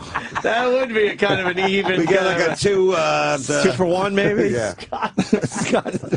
What a great trade. Who comes up with Scott Bakula? That's a great I'll trade. call you Bakula. Let's see. So yeah, they got him for just riding his bike against traffic. Which But he was do being all the nasty to the cops. Well, I didn't know they you have could get to. arrested for that. Why did they have to? I want to stop see what him? he Really? would do as mayor. He really would probably go like, Yeah. he'd probably like really go crazy with it. I think he would. I think it would be excellent. entertaining, fun to watch. It's a good thing though he's white. Do you think he would? Do you think he would actor it up? Oh yeah. Like, you alternate side of the street, unless you got a voiceover. If you got a voiceover edition, you can park wherever you want. I know how stressful that is. Yes. What? What is he talking about? I think it'd be very overly dramatic when Really? things are happening at ribbon cutting ceremonies and things like that. Very overdramatic. He'd be a good hugger, We're like here today for a very important issue in our, just like, over the top. He's Can I a do smart that guy. again? Yeah. He did say, "How old are these officers? They don't even know who I am." Oh, Did you see Glenn Ross? Come on, he was Right. brilliant in that. He should have pulled out those brass balls and then just swung them, put them back. Put the cuffs down. Cuffs are for closers. Yes. Yeah, You know what it was? He was biking up from Mitch and Murray. How many Oh. fucking stupid references we got it the first time? I know, right? Nice. All right, well, So there's good Baldwin. luck. What was he biking around for anyhow? Isn't that like He was picking up a Bob Dylan documentary. Oh, was he? I think. Yeah, he had that in a brown bag. They said. So he's Or a regular messenger guy. bag. Right? He was getting a movie. He when Baldwin. That's when he came back after the. Was he on his own bike or a city bike? It looks like his own bike. A little hybrid action looks like. Don't want to slum it on those city bikes. Jesus, you just look like a real dick on those things, people. Yeah, they have like a weird gearing there too. It's like you over pedal. Yes, everyone's pedaling very quickly. You can tell because the Euros that come here, they're like, "Oh, a bicycle. I'm used to that from my non-threatening country." And then they get on our stinky bikes, and you're like, "What's happening?" I think they don't want anyone dropping dead of a heart attack, so they make it I think you're right about that. ridiculously easy to pedal. Very easy. Someone to might get their pedal. cuff caught in the chain and a lawsuit. That was always a scary thing as a kid. Yeah. Spill their latte on their slacks. I was driving a moped one time. I'm not big on mopeds. And it was my Ped made just for you. And it was my friend's brand new moped. Oh. And I was driving it in the dark. All of us were in the parking lot. Oh, no. And my handlebar clipped the parked car, and I flipped it over and scratched up his moped and got hurt. Fucking asshole I am. I was so embarrassed. Oh, you dummy. It didn't have a headlight? I don't remember. Aw. I was never good on that stuff. I had no confidence. Oh, right. You need confidence in your any type of two-wheeled vehicle. You never did that, like, drive up and back to get used to it? Learn how to ride it? That's what I was trying to do in the parking lot. Oh, you didn't even get out of a parking lot. Were you practicing for, like, an island vacation with a special someone so that you wouldn't look all kind of... I know what I'm doing on a moped. I was trying to. I wanted to take Black Emmanuel on a ride through the Philippines. Let's in the rent late some 70s. scooters. Sylvia Christel and I were going to go for a ride. The cast of Black Emmanuel. Yeah. You want to talk to a detective that wants to explain the Baldwin situation. Oh, a detective. What's there to explain? I don't know. Maybe he's got the inside scoop. Shane in the Bronx, what's there to explain here? Good morning, boys.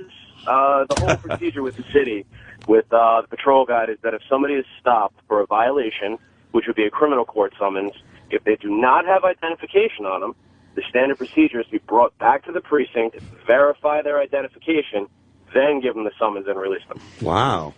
Now, what if you're on your way to vote, whereas, you don't need ID, especially if you're old or a minority, because then it's like voter tampering or fraud. That's right. A horrible thing that if you ask someone for ID when you're voting, why is it necessary to show ID when you're biking? See what my point was there? See what my point was there? You snuck it in. got there. Yes, exactly. Is this a post? Is this like a 9/12 law? Is this like one of the things that happen? Like we need. That's it. We don't need terrorists driving bicycles into our buildings and destroying. Because terrorists will have their IDs handy if they were on a bike and going somewhere. Right. Yeah. Right. Okay. That's that. So they would bring him actually back, and he has to walk the bike, which is the most unmanly of the walking a bike. Yeah. It's right next to you there with your hands My to horse. your side. Yes. Yes. My steel horse. Yeah. It's more masculine to walk with a mannequin fist in your asshole. You ever have to ride the ride? Well, you really shut down the analogy. Nothing could beat that. Yes. Nothing could beat that. Got to start off slow before you get to that point. Improv, buddy. Team player. Years ago, if a friend got wounded or had to be left somewhere, you'd have to take his bike back, and you'd have to hold on to one part of the handlebar and ride the bike on another bike in tandem. It was very difficult to do. Not easy. Yeah. No. Get away from you and oof. You have to do wheelies at both at one time? That's what I would do. No, you wouldn't do wheelies. Guy who lies about his bike skills. All right, Shane, thanks for that update on that. And another awful thing was somebody riding on the back of your bike, and a horror was, his foot got caught in the spokes. Somebody's got their feet, or they're riding on the handlebars, which I never liked. You have to put them on those two little bolts outside the wheel, that was where or the nuts, whatever, where your feet have to go. Is that permanent injury stuff, you think? Oh, fuck yeah. You think there's adults walking around because they had fucked up feet? With fucked up feet because they got stuck in the spokes? That shit. What does it do? Would rip. Breaks a toe or two? Rip the nail off. Oh, I think your metatarsals get broken, and it rips the skin off of your foot. How do they not know it was Alec Baldwin, though, for real? Because he was wearing those crazy glasses. I'm still obsessed with this story because it's so ridiculous. Worst part of a bike ride is you ever ride your grandfather around and you realize he's got a raging heart on. You're not on a bike? No, exactly. You're in a wheelbarrow? Yeah. And his buddies are betting on you? Yeah. And you're in the garage, curtained off windows. Shit. He tells you he has a bike in his pants. And you just have to unwrap it. Yeah, and then you have to kiss the magic bike stand to make the bike come out of the hole. The kickstand? Yeah. And then you realize he's not even your grandpa. Like he's black and you're white. This is really taking a turn. Sure is, for the hotness. Taking a turn for the better. Well, no, he was wearing that. He doesn't really. He's not really dressed like Alec Baldwin. He's wearing the visor. And he's wearing a visor. Right. Well, wasn't wearing that crazy V visor though. I thought isn't that his look when he plays cards with his buddies? That's his buddies' cards look. He doesn't look like he's going to pick up a Bob Dylan tape. You got to appreciate the headline though. Dumb Alec-y. Isn't it smart Alec though? Yeah, they're stretching a little bit. It's not no one calls anyone a dumb Alec. There's no need to handcuff him. Well, they're doing the opposite of the smart, obviously. But smart Alec-y, dumb Alec-y. Oh, I get it. Yeah, they kind of stretch these headlines a little bit, so it's dumb Alec-y. Gotcha. Hey, you know what though? I'll tell you one thing. We're gonna lose him. I can see it right now. Look at his face. He's like, I'm out of here. He's had it. I'm moving to Sundance or some other Utah or something. Well, we get Bakula. Yeah, we get back to that. Bakula. He's got a few years left in his arm. We should invite all the captains of Star Trek to live in our town. That'd be a good one too. That could be a good trade for Alec Baldwin. Does live here. Right. I'm sure he has a pad here, but I guess his home would be London or Rigel 12. Right. Hey, man, we ask and we get the answer. That's the beauty of a radio show. Here's a guy with an adult injury from having his foot caught in the spokes. Heather Mills, you're on the phone. Adam in Texas. Go ahead, Adam. Yeah, my buddy was on my damn handlebars, and his shoes were loose. His damn shoe fell off, and he cut his big toe off on my fucking spokes. Oh, wow. My God. Did they put it back on? No, it mangled it. Big toe ripped off. Don't you? Don't they say that's the wait? What do you need to walk again? Big toe's pretty important. Jesus Christ! So for the rest of his life, he had to start with this little one. Stayed home. There's roast beef, but there's nobody at market. Go ahead, sorry, little piggy's joke. They say it's worse to rip off the little toe, though. I think you're right. What? I think I was wrong for once. Why? Are you talking about the foot pinky? I think you need the pinky on your foot No, you for don't. walking purposes. Ask Women Dr. have Steve. those removed to fit into shoes. Well, you're probably more likely to tip over on the outside than you are to collapse inward. You need the big toe. The big toe is very necessary for stability. Let's go, Dr. in a Steve. Have him step. call the show, please. If you're walking, you go from the ball of your foot onto your big toe, and the little toe ain't doing shit. Stop it. We're gonna find out. Were you guys kind of wasted? Did you try and pedal backwards, hoping you'd go back in time and put the toe back on? Didn't work. Yeah. Well, he should have just glued it to the side of his hand and said, "Look, but take it, and make lemonade. I have 2 thumbs." Lemons, lemonade. What the fuck? I was trying to say lemons and lemonade, but then I realized I had a terrible joke coming. I bet you a local dog came by and picked it up and he ate it, and then he chased him on the bike. Yeah, your friend's toe wound up in a pile of wet, stinking shit in someone's yard. Some guy scooped your friend's toe up 2 days later in a fucking paper baggie. Or like 2 ants pulling it into their hole. Yeah. Look, the mother lode. Like a cricket. Yeah, those ants became stars in their fucking anthill. A human toe. You guys are tough motherfuckers. They told him they killed the human and took their prize. What did you do with the toe, sir? He left. Why did he leave? Because these people like leaving in the middle You of should put it conversation. on a string of toes. Yeah, we're around your neck like a victory. Oh, we got another one. Like a Viet Cong ears and toes. Another bike injury coming. Collector. Oh. Well, this will get us to 10:30 for sure. Led in Canada. Hey, how's it going today, guys? What's his name? Led. L-E-D? Do you get the lead out? Leb. Lev? Like short for Lebanon. Leb. Oh, Leb. I am Lev. I've called before. You fuckers made fun of my name. I won't make fun. Go ahead, Leb. What's up? What's up, Lebanon? Yeah. Stupid So, name. this kid I grew up with, he was fucking around on an exercise bike, one of the old school ones with the actual spokes on the front wheel. And his little brother came up and fucking stuck his finger in the spokes and he ripped his fucking finger right off. Did he cry? They didn't attach it. They didn't do shit to it.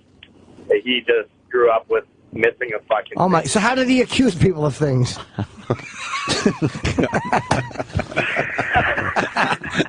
That's even worse, an exercise bike.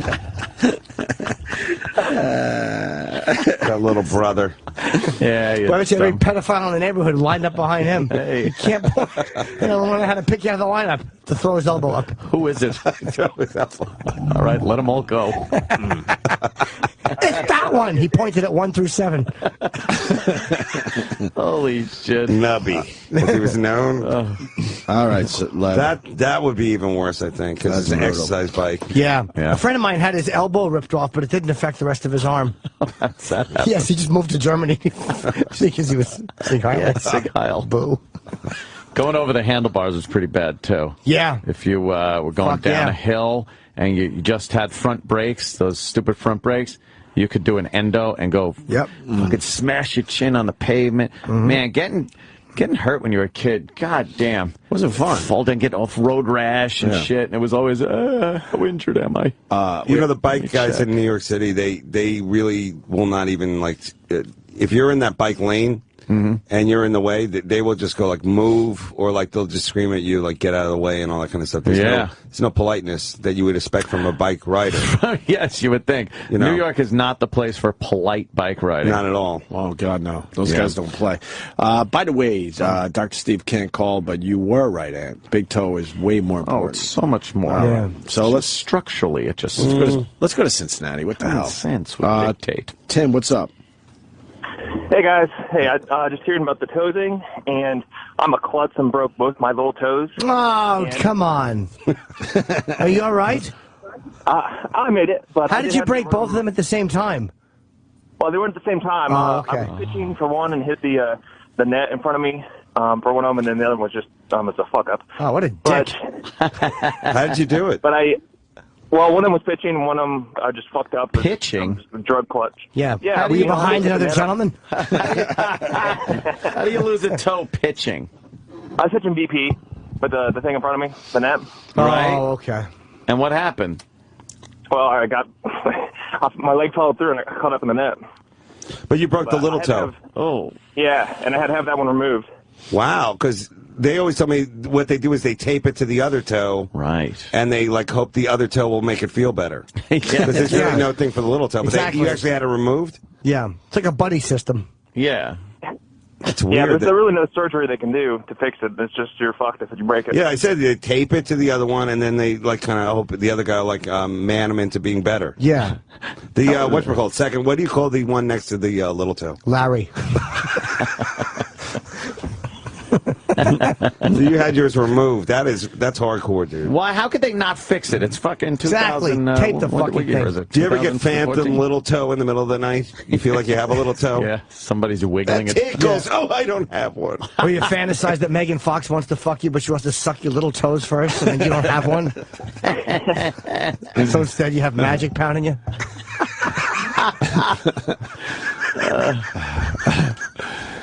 No, sir. I guess no. No comment on that. Comment? How do you, like, does the doctor even do that? Or can you just, like, go up to a gardener and go, like, can you pull my little toe off? Nip Just, that. You must have something back, a weed whacker or something. Just throw it out. Nip that thing. Shears. Let's go to Tennessee. Dave. We got David Attell in studio. Dave, what's up? I'm right here. What's happening? Oh, Hey, what? Dave, Tennessee. Hey, Yes. hey, how y'all doing? Good, Dave. This is Dave from Tennessee. I got a story for you about a bike. It was not a toe or a finger or anything like that, but I remember my brother stuck a broomstick in a bike when the guy was riding it. Oh, and, yeah. He must have thrown him 15, 20 feet, landed on his head. Didn't kill him because he's a little boy, but boy, that was funny. I'll tell you that. Down in Tennessee, we do stuff like that all the time. That is All great. the time. Hardcore. Yeah. Home of Dr. Steve, Tennessee. Nice. That was great. Yeah. I But like his meanwhile, style, too. whose property was that? Whose broom did you ruin? Yeah, exactly. Good question. You want to hear That story about you and the cow? Right. That little boy You're was a madman. Call me the cruiser. 15, 20 feet. Oh, God. That's just the stick in the spokes was a great fear as a kid when you were riding the bike, that if somebody took the stick and threw it in your spokes, you were done for. See, I was just the opposite. I was afraid that when I was sweeping up around the house, somebody would throw a bike over it and I'd break both my wrists. You sweep it up like a little Cinderella. Yes, I was trying to get ready for the ball, but I was too ugly to go. we could have the worst accident ever. Oh. Yes. Go ahead, Andy. I don't even know how you would do this. Andy, go ahead. Andy. Good morning. Hey, what's up? Hey, love the show late at night there on whatever night it is, Friday, Saturday. Thank you. Hey, listen. Comedy Underground on Thank Comedy you, buddy. Central. This weekend's episode features Jim Norton, Bob Kelly, and Farrah Abram. It's David Attell's show there, so go check it out. What do you have for our show today, Andy? When I was 7 years old, riding a bike. Yeah, I know, a long time. Hopefully, thanks. Yeah. Anyhow, I was 7 years old, riding my bike with nothing but a pair of shorts on. Mine was 45 years ago, so I'm trying to remember all the details. So all I remember is I went to him on the brakes. My foot went off in between the spokes and the forks, cut the ball of my foot off. That's what I'm saying. This guy cut the ball of his foot off. How do you do that? That was 45 years ago. How do you expect me to remember that? And how did they put it all back together for you? 45 years ago, they didn't. Yeah. Well, it's okay. Just be thankful he doesn't have polio. Oh, by the way, he's got polio. I'll be thankful he's white. So what happened? Did they attach your football? What'd they do? But all I remember them doing was just literally, not a Band-Aid, but, like a big gauze and taped up my foot. And then, of course, when I did that, it threw me over. And then it was off to war. I ended up landing on my chin on the road because it threw me over the handlebars. And that was another 7 or 8 stitches in my chin. Damn, did you get fucked up? Yeah. Did the other kids make fun of you? Did they go, hey, no football, no, weird foot, weird foot? Yeah. Bullying was completely accepted. It was actually encouraged. Bullying back in those days. Okay, everybody, we're going to go swimming except for Weird Foot. Yes. You don't want your weird foot in that pool. Exactly. Weird foot. Yes. We got one more before we got to get to David Copperfield. It's Will in Chicago. Go ahead, Will. Yeah, when I was around 10, we had a buddy riding his bike, and he didn't have the rubber parts on his handlebars. Oh He went over That's not a safe. jump, Yeah, no rubbers. Went over a jump, and the handlebar, he got fucked up. Handlebar caught his ball in the inside of the pipe and ripped it off. Oh, he had a ball ripped off? Yeah. Oh, no. Did you immediately put the end of that handlebar in your mouth? Yeah. How do you get your ball ripped off? Just biking around with your pals. You come running out with your apron. Why do you guys ride your bikes with your helmets on?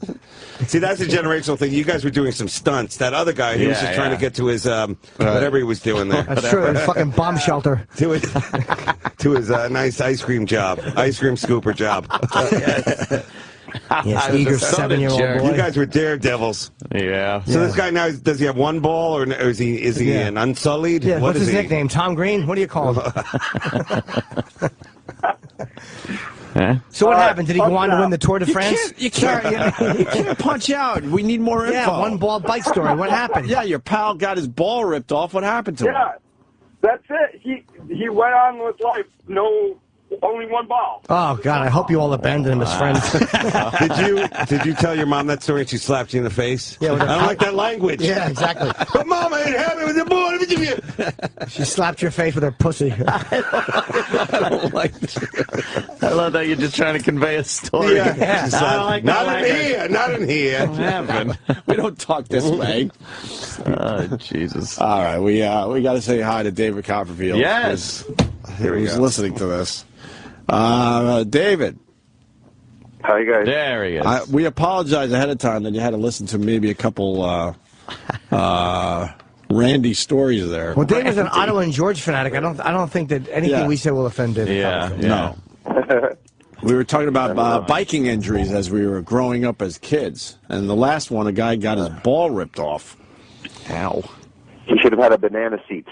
Yes, remember the banana seat? Remember the banana seat? The high handlebar banana seat. Yeah, I never liked that. And if you I would sit ball saver. Ball Yes. saver, though. It was a ball saver, but I would sit on the very tip of it and just aim for speed bumps. That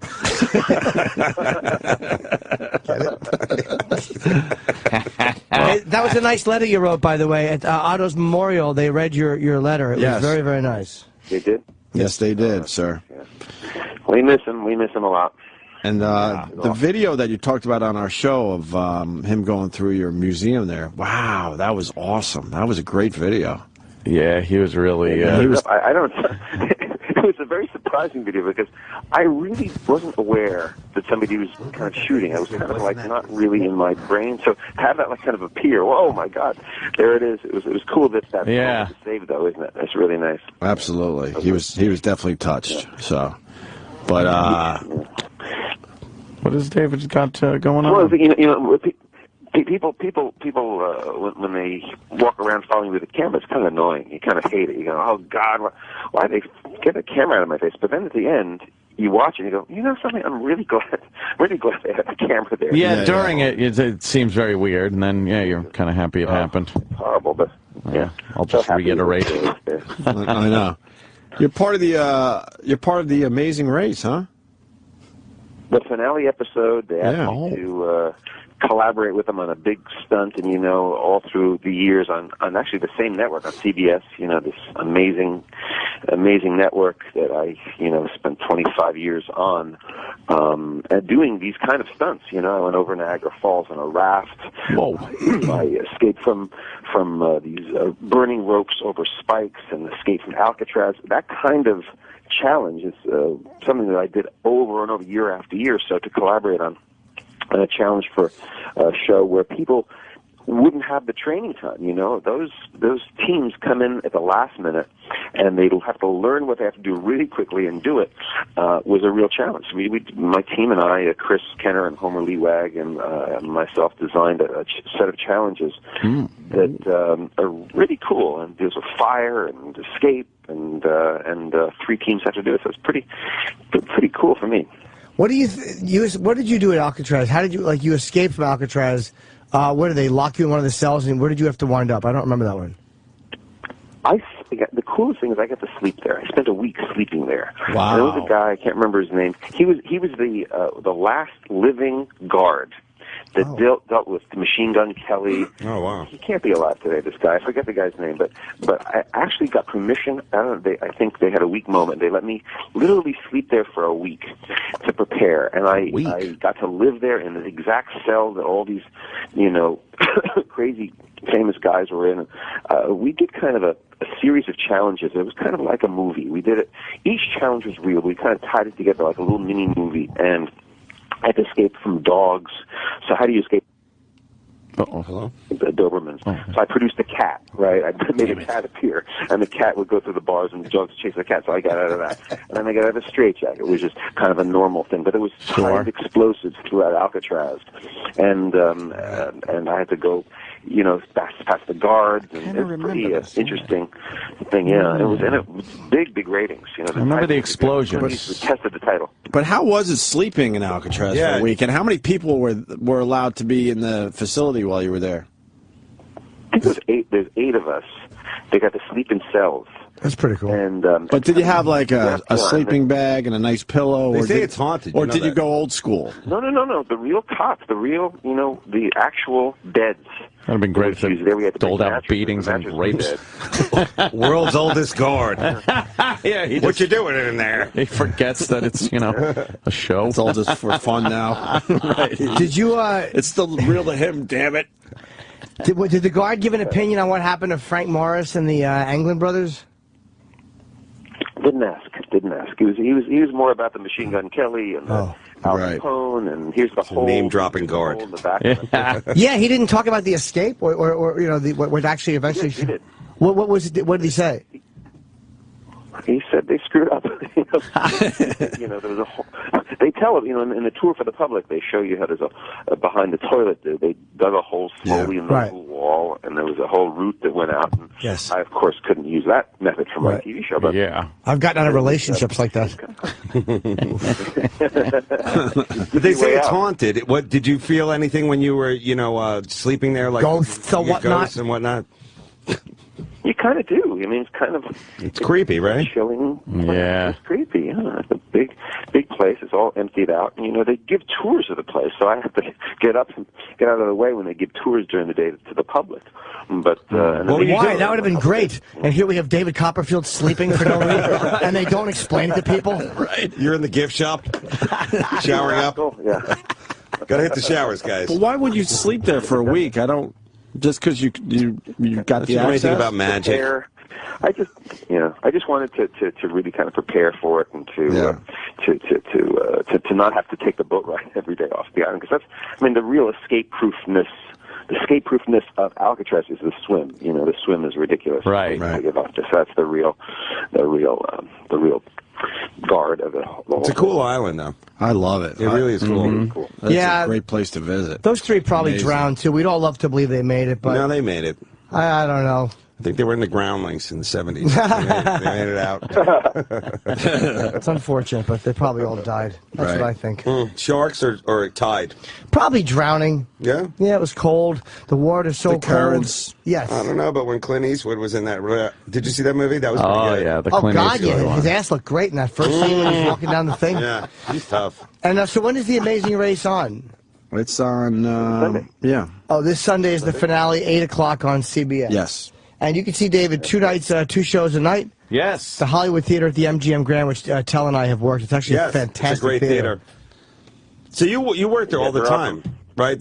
Like how many shows do you do there? 7 days a week. Wow. I do 15 shows a week. 7 days, literally 7 days. And I take off 10 weeks, throughout the year. Oh, okay. Because I was going to ask you, why are you still working 7 days a week? That's amazing. You got Copperfield money. Right now, I'm on the island. You have to go MUSHA Musha K CAY MushaK.com, and you'll see where I am right now. I've got a bunch of islands that was that magician code? What was that? Is that Illuminati talk? No. It's the name of an island. I see. He's got his own island. It's fantastic. Can I ask you something, Mr. Copperfield? When you live in Vegas, you guys never actually leave the venue, right? You kind of live on site. You don't walk around on the strip or anything. I mean, right? You don't do any of that stuff. I used to, for many, many years, you're right. I would literally stay in the hotel. They had a nice room for me up there, and I'd come down, do my shows, and go upstairs over and over again. And finally, my fiance and my kids said, "No, we don't want to, breathe the smoke." Because Vegas is the one place where smoking is kind of like everywhere. It's incredible how it, it still exists. But you literally walk through to get to the to the buffet, and you have to go through like tons of secondhand smoke, which I don't mind that much. But to have kids in that environment, so we've got a little house outside. You don't mind them walking through the gambling, but the smoke. Exactly. Well, the gambling's okay. I want my kid to grow up to be a card counter. But I want his lungs to be. That's it. How do you gamble or did you avoid the casinos? The problem is when I play, people kind of crowd around. They say, "Oh, we're going to bet with him. We're going to bet with him." And when I lose, they get pissed off at me. Oh, right. You should have known something. I don't think you should. I don't think you should let magicians play. You stuck. Yeah. So. Copperfield, you stuck. I could see the guy, some Ned Beatty guy, convention guy, saying, "Copperfield, you stuck." Do you? What did you think when that guy came on TV and started exposing a lot of the magic illusions that were? The Masked Magician is really, something. It's kind of a dopey thing. Most of the methods he was showing would never ever work. Number one. Yeah. People think they work, but they were kind of not real. I mean, you guys have done so much work in comedy clubs and magic clubs, and so you see the guys who really work hard. Work with magicians, and the Masked Magician guys. That stuff is not how they did it, because you saw how they did it. Yeah, it was kind of obvious. You'd watch that and kind of be like, "Oh no," you'd see that, or that wouldn't wash. I don't know. I have a good question. Very amazing. What I did was I would have my team create multiple endings for each of my illusions. Oh. So, because with the internet and those shows, if somebody made a similar guess to what I'm doing, I could keep the illusion and change the method behind it. So then it's like, no, look, it isn't that. Oh. Right. What's your question? David, Attell has a question. I have a question, which is, I've worked at Comedy Magic Club. Have you ever been there, Mr. Copperfield? No, but the owner is a great guy. The owner is a guy named Mike Lacey. Yeah, he really loves comedy and magic. I would say that the magicians there, of course, I guess you could say they're kind of like the just starting out kind of guys, but they always have the super hottest girlfriends, and I think all magicians always get really hot chicks. Yet daredevils rarely have any kind of action. Why do you think? Is it too much? Too much of a good thing? Something? That's a good question. We've always, David Blaine, me, different people. The girls kind of like the magic, I guess. Daredevils rarely. Really nice guys. Rarely, but really nice guys. Magicians. You've done all right over the years. That's for sure. Yeah, they really do clean up with the chicks. You're right. Yeah. Would you run against Alec Baldwin for mayor of New York? You're a local guy. You're from Jersey originally, right? Metuchen, New Jersey, exit 10. Metuchen. Exit 10. The magical part of Jersey. Who knew? Yeah, I remember. I didn't know that. I used to live by Metuchen. Did you? Reminded me of an Elvis song. You did? Oh. Yeah, I'm from North Brunswick. Wow. Really? Interesting. I had you pegged as a Tom's River guy. The way you're walking around with all that confidence, I thought you were Tom's River. Yeah, I do have South Jersey confidence. Have they invited you back to the state to get any award? Like New Jersey's, not you. Oh. Mr. Copperfield. I have a little street named after me. And you do? It's like a little backside road is mud, It's like, oh, man. Copperfield Lane. They can give you a good street. Copperfield Lane. I should have given you a better street. That's pretty nice, though. Right. If they do give you an award, you have to steal the guy's watch and give it back to him at the end. Looking for this? Yes. I don't want a street named after me. I just want a cul-de-sac behind an abortion clinic. Jesus. Wow, Jimmy Norton's Plan B Avenue. Wow. Oh, my God. Jimmy Norton's couldn't swallow Boulevard. I want to know more about I want to know more about the island. Yes. Block Island? Go to the website. Go to the website. MUSHA. Mushake. Wait, how do you spell it again? The place that we MUSHA. Musha. C-A-Y. Mushake. Mushake. That sounds pretty Can you good. give us a longitude, latitude? or you can go online. Look up the islands of Copperfield Bay. Wow. Copperfield Bay. How many islands do you have? 6. 11, only 11. It's one louder. You got one louder. You got 11 islands. Well, with global warming, right? Fall in love with How all do we those get an islands. island? Can we get an island? A lot of shows. Are you still able to buy an island? I don't think so. No? Yeah. They're all taken? How about Staten Island? Right. How long of a boat ride is it to your island? Well, you have a landing strip, actually. Oh, you land? Oh, man, he's laughing. See, Jim? Got a landing strip, a Yes. boat. Get out of here with your boat. And how far is your island from? Where are they near? Yeah. Like Turks and It's Caicos? it's Lower Exumas. It's Lower Exumas. Right. It's in the Bahamas. And Exumas in the Bahamas, just the lower thing. Paradise. And, Look at this. It's pretty. Have you seen? You have it on your screen? We gotta punch that No, up. we don't have a No, our computer internet right guy is. Come on, let's get decided on the to- island. Let's get it on the screen for a second. We made him Before- disappear. Before we give the big plug for Copperfield and Yeah. the Amazing Race. I want to see this place. Are civilians allowed to go? Pedestrians? No? Well, you know, we charter it out. We charter it out when I'm not here. We charter it out to people as a whole. You don't get a room or a suite here. You rent the whole island. You kind of charter the whole thing. Wow. How much is it to rent for the night? Do you have a turtle sanctuary? Oh, my God. Look at this island. Oh yeah, I grew up on something like You that. own that? No, you you own that whole Wow, island? look at that! Turned a little bit. Travis, like it's there. Righteous. Do you live in the little house by the water, or that big ostentatious mansion on the hill? Right. I'm in Pier House right now, the one with the pier in front of it. That's where I'm talking to you right now. Yeah. Okay. Oh, that's where you are? Right Wow. there. How did you get that built? Right? How do you get the That's supplies amazing. over Hard. there? That's the hard. You're a very smart guy. That's part of the hard part. That's not a magic trick. It's really hard. But, Wow. That's why you're still doing 7 shows a week to pay for the labor and the No, I'm doing 15 shows a week. 15 Right, shows. I mean, 15. right. Shows a week. Wait, how many other people live on the island? There's a staff of 40 people. Right. 40. So when people rent it out, you got 40 people waiting on 28 people. Well, that's beautiful. Do you have a doctor there at all times? We have actually a video clinic. In other words, on the internet, Skype. the doctors watch from the mainland and tell us what to do. We've got kind of a clinic, yeah. Okay. Why are you asking this question? It's a great question. By the way, how far from the mainland are you? You might have said that. I'm sorry. You can fly to Georgetown. From Miami to Georgetown is an hour. Right. And then it is actually a 40-minute boat ride from Georgetown to Musha Cay. Or you just take a plane. You can take a 2-hour private little kind of a caravan plane to A float plane. to my district. Yeah. That's quite a pretty bit. amazing. Doesn't that worry you though? Like if something happens, not to put the whammy on you, but isn't that scary that if you have a heart attack or something or whatever, you're far from? But no, that's a legitimate Jimmy. question. Come on, Jim. He's a fun with- magician. Just having fun with the island, Right? That would scare me to be that far. Brett, How far are you away from it right now? How far are you away from the hospital right now at this moment? Maybe a little bit. Where Like you are. I could see even being a 2-hour drive away, but I'm saying when you're a 2-hour flight and depending on weather, can you get a plane in there? I mean, there's some scary options. I think if you own your own island, your heart's okay. you're pretty relaxed. University doesn't like the smoking. Right.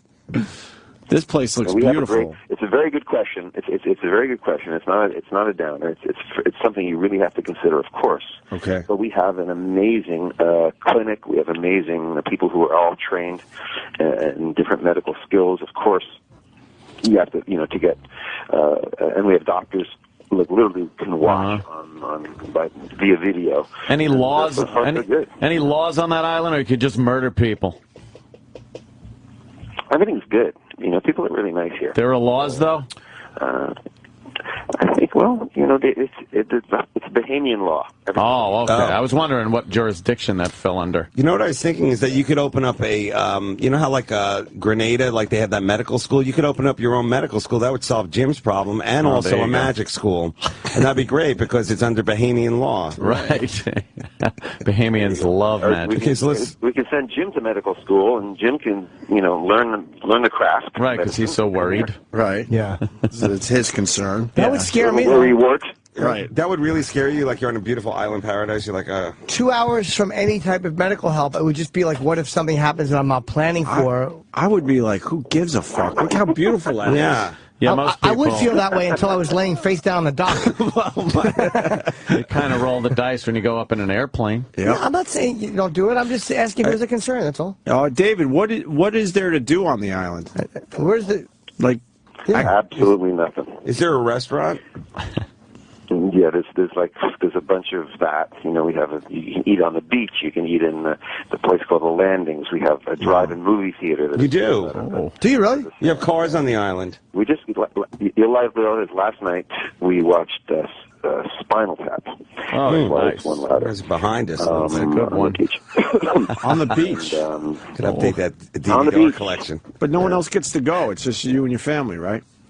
No. Oh, that's they had a bunch of friends here. What about zip lines? I would put zip lines That's a all good over idea. this. You would, right, Dave? I would do that.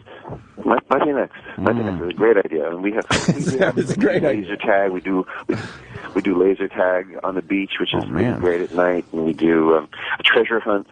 We do Being a magician. Village. Do you swim in the ocean a lot? I do. You have a swimming pool as well, right?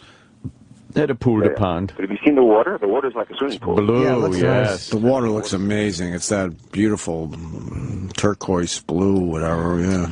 What about being, of course, a magician? Like a tuxedo is basically your work thing. So when your kids see you wearing a tuxedo, do they get upset? Like Daddy's got to go to work, or is there a dry cleaners on the island? This is a two-part question.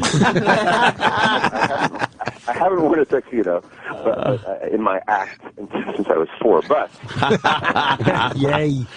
Yeah. All right, when you're wearing a shark skin tuxedo, that's on great. the Love Boat. What was the name of the guy? Ted something. Ted Lange. Serving the drinks. Ted Lange. Isaac, your bartender. We had him in, and he was the ladies' man. He What a told us great some, guest. He told us some great stories. It was good. He got some action. Really? Oh yeah, he got some He's action. a magician. Probably did magic. Yeah. That'd be great if David was just hunting humans on the island. It's like, no, this is the big thing we do. The last day we just set free somebody and hunt them down with weapons. It's like, wow, David's intense. The most dangerous game. Yes, the most dangerous game. Yeah. What about a golf course? I'm thinking 3 or 4 holes. that would be nice, right? Biggest waste of prime real estate. I'll look on it. How about a lizard that's always hanging out and you name him?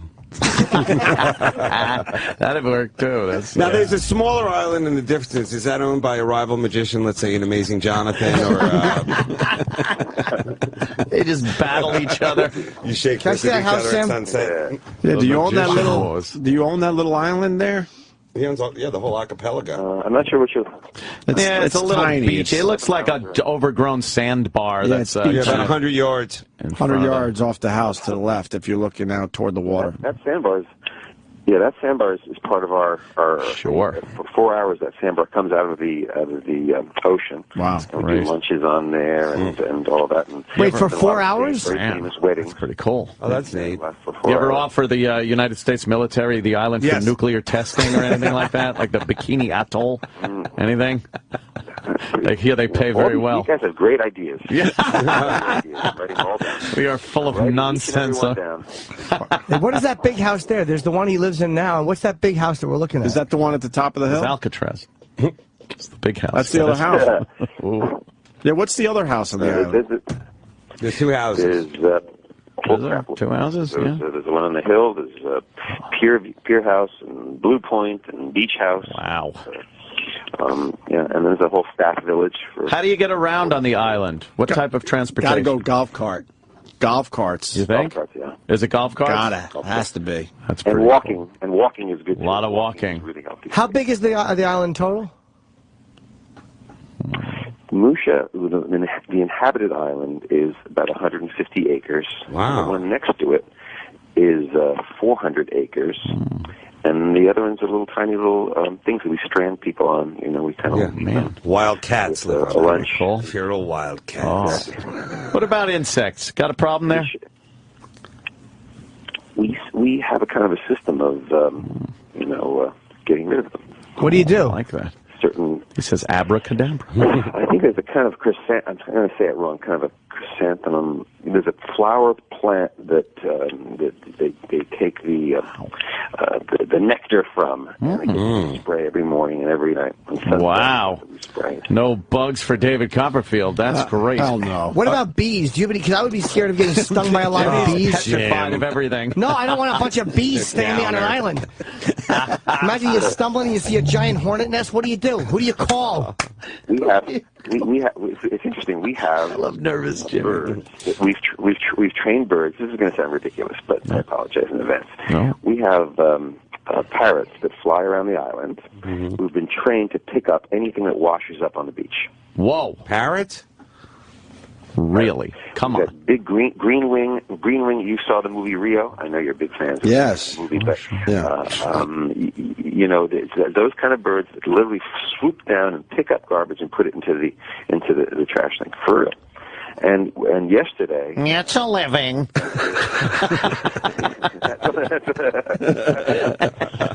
They're well fed. They get a nut. They get a nut in reward. They trash talk you when you're not on the island.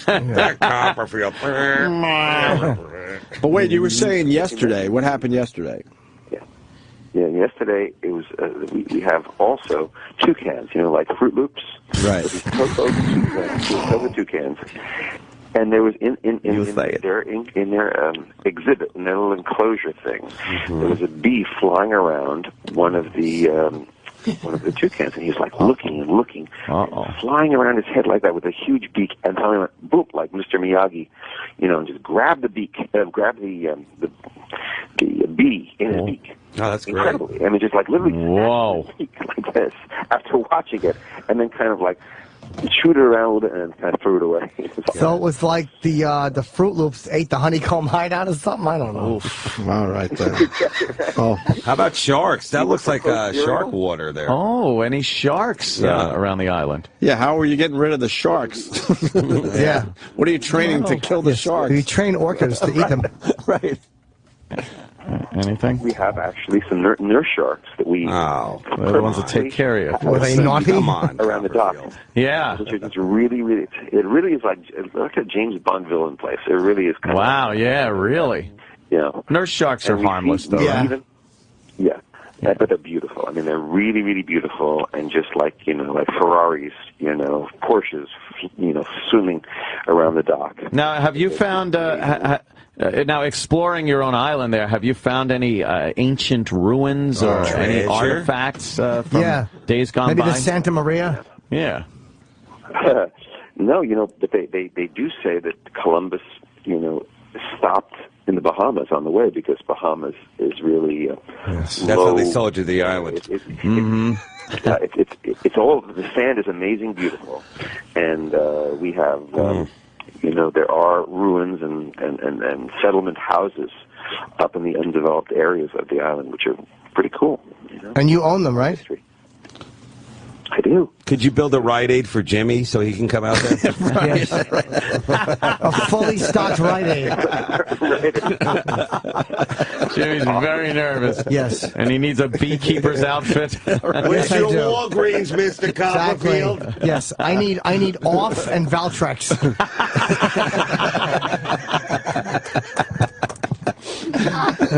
Oh my God! This is fantastic. But when you get on a plane, I have a question. Yes. When you get on the airplane for 8 hours, you're flying to the comedy festival in Nova Scotia somewhere. You're in plane for what do you think about when you get on that plane and you're not nearby? What do you think? It's true. There's no. I normally think about what escort I'm going to see and how bad my show is going to be. Those are the two things that go through my comedy mind. show in Nova Scotia. Okay. Yeah. Yeah. What would that show be in Nova Scotia? I've never been there. Yeah, the Lighthouse Keepers. That's a bleak gig. Bill Burr played in Nova Scotia. Yes, he a little did. while ago. Probably. Yeah. Yeah, you know what they like up there, dude? Yeah. Whatever. Yeah. It's fucking cold. What do you want from me? Yeah. Guys play basketball in Nova Scotia. Do we have any more silly questions for David Copperfield? That was great. We've exhausted our silly island questions to David Copperfield. He's a big star, and we're wasting his time with silly questions. There's a lot of listeners. You guys are awesome. Thank you, David.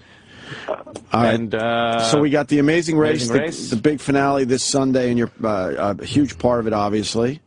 That will be at 8 o'clock Sunday on CBS. And then, next time you're in Vegas, go see David Copperfield. Yes. 15 times you could see him in 1 week. That's amazing. It's crazy. I need you guys to come. When are you guys coming? Oh, man. Well, next time I'm out in Vegas, I'm absolutely going to take you up on that one. Yeah. Is this a shallow invite? We get a lot of shallow invites. We get invited to things that people don't mean. We get very shallow invites where it's like next time you're in L.A., but we never exchange numbers or anything, so we don't even know how to get a hold of the person. Would you actually say hi to us? We'll put a message in a bottle. It'll end up on his island. Right, that's what the parrot will pick it up. Yes. The parrot will throw it away. Exactly. Exactly. Oh, the boys at O&A want me to... I got your ticket right here. Right. Well, thank you very much, David Copperfield. I will email you my number. You're going to call me personally. We're gonna hang out. I like it. That would be awesome. I like it. That would be very cool. And New it's showbiz friend. D_Copperfield on Twitter. Right. This was fun, man. Thank you. Man. Thank you, David. Don't be a stranger. Call us again. Thanks, guys. All right. Thank you. David Thank Copperfield. You. Awesome. All right. Thank you. Talking about his island. How cool is that? Dude, I want an island. How do you get an island? Fucking island. Got to work. Islands. Oh, yeah. He's got to throw that in our face. Islands. Yeah. he had to tell us he has 11. Islands. 11 islands. That's cool, though. But wouldn't you get bored just, like, absolutely Not if I had a around? 40-person stay. Like, he's got a setup there. Right. Oh, he's probably swinging his cock all over that island. That's all I do. You could just swing it. How fun would it be just to walk naked on an island and shit on the pathway where other people are going to walk? Not even wipe your asshole, just walk into the ocean? Manhattan's an island. Go outside. Give it a try. No, because it's stepping somebody else's shit who's already done that. That's quite amazing, though, that he's built this empire for himself. And a giant fucking movie screen. You just watch porn on an island. Yeah. What is that underwater thing? Right. Oh, man. Oh, my God. What is that That's thing? a submarine. It's a little His submarine. own Navy. He's got his own Copperfield Navy. Is that it? What is Fire torpedoes. Is that a real thing he has? No, If he turned the island into a ninja medical magician training camp, that would be the coolest. For Jimmy. I would sign, Jimmy would love it then. I think I asked a very smart question because we all worry about something happening. Of course. Not even a leg break where they can come get you. No. But a major catastrophe. Maybe a tree falls on you. I got a tree on me. How about a stingray bite? A stingray bite. man. Stingray bite. Yeah, right in the colon he gets you. All right, we got to go home. Oh, man. This was wonderful. And let's It was. plug David Attell's show, which I am on with Farrah Abraham, and Bobby Kelly is on it. Bobby Kelly, Lunell, and Louis Katz. That's right. 3 great comics. And, of course, Jim, thanks so much for doing it, guys. Thanks for having me on. And can I say it one more time? Operation Purple, your fans have been so cool with this. It's a charity. Send kids, the children of veterans to camps this summer. You guys are amazing. Thank you for supporting it. Go to my site. The numbers went up? What? The numbers actually went up after you promoted on my show? Absolutely, Oh, yes. that's good to know that we got cool. actually nice people that listen to Your us. people support the troops Very and their cool. kids and their families. Awesome. So very good. All right. Well, I will be taking my communist act up to Montreal. I'm doing the keynote speech July 24th, Thursday at the Hyatt, and Saturday at the Gisu Theater. I'm doing my hour set at hahaha.com. Very easy to remember. And also, we almost forgot Wednesday. It's podcast day. Opie and Anthony. Today's Wednesday? Oh, yeah. So go get the latest podcast on our Facebook page. There's links, and on our Twitter. Both of those things are O&A show. All right? Right. And we'll do this again tomorrow. See ya. All right, here we go. Post-show time, 866-WOW1-WOW, 866-969-1969, and you, too, can be a part of today's Opie and Anthony post-show, wrapping up everything that went down on today's Opie and Anthony show. Of course, everything you ever wanted to know about David Copperfield's island. I feel like there's, I feel like there's something we need to do before we can really... Hear ye, behold, the wheeling of the chairs, sir.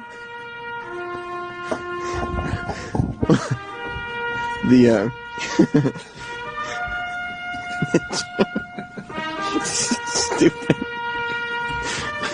He's wheeling the... Sal's wheeling the chair out like it's the changing of the guards in Buckingham Palace. He's being shouted out by management. And he's walking 1 foot in front of the other as he regally marches Opie's new chair down the hall, the chair that has been the bane of Don Wickland's existence for the last 2 days. Tim Sabian outside to witness the wheeling. Don Wickland is outside to witness the wheeling. A veritable who's who of Sirius XM management personnel. And now it looks like we're getting ready for the crossover as the new chair is starting to be wheeled in here. This doesn't seem nearly as important. Okay, this is the old piece of shit chair. Okay, this is far less impressive. Sal is just... Oh, jeez. Like a piece of shit. Well, the chair for the fat fucks, I guess, is in studio, and we can officially start the Opie and Anthony post show. Thank God. And Sal, thank you for doing that. That'll be a daily occurrence here. Every day, that's how the post show will start, with the wheeling of the chair. If you don't know what that was about, I would recommend tuning into the start of the replay today at 11 a.m. Eastern Standard Time. Billy in Delaware? Yes, good morning. How are you? Good, obviously. I mean, we just got to witness the first official wheeling of the chair. I'm honored to be a part of that. Also, I was wondering why my pad data says the pre-show, when this is obviously not the pre-show. Eric, this is not the pre-show. This is the post-show. More importantly, why would a wheeling of a chair occur on a pre-show? The wheeling of the chair is a time-honored tradition of the post-show. Let's go to Kevin in Illinois. What's up, Kevin? Hey, Sammy, love you, miss you, buddy. Thanks, buddy. Hey, is there going to be a video of the wheeling of the chair? I got to see it, man. I think that maybe tomorrow we will add a visual element to the wheeling of the chair. I think it's only appropriate because everybody's sitting at home right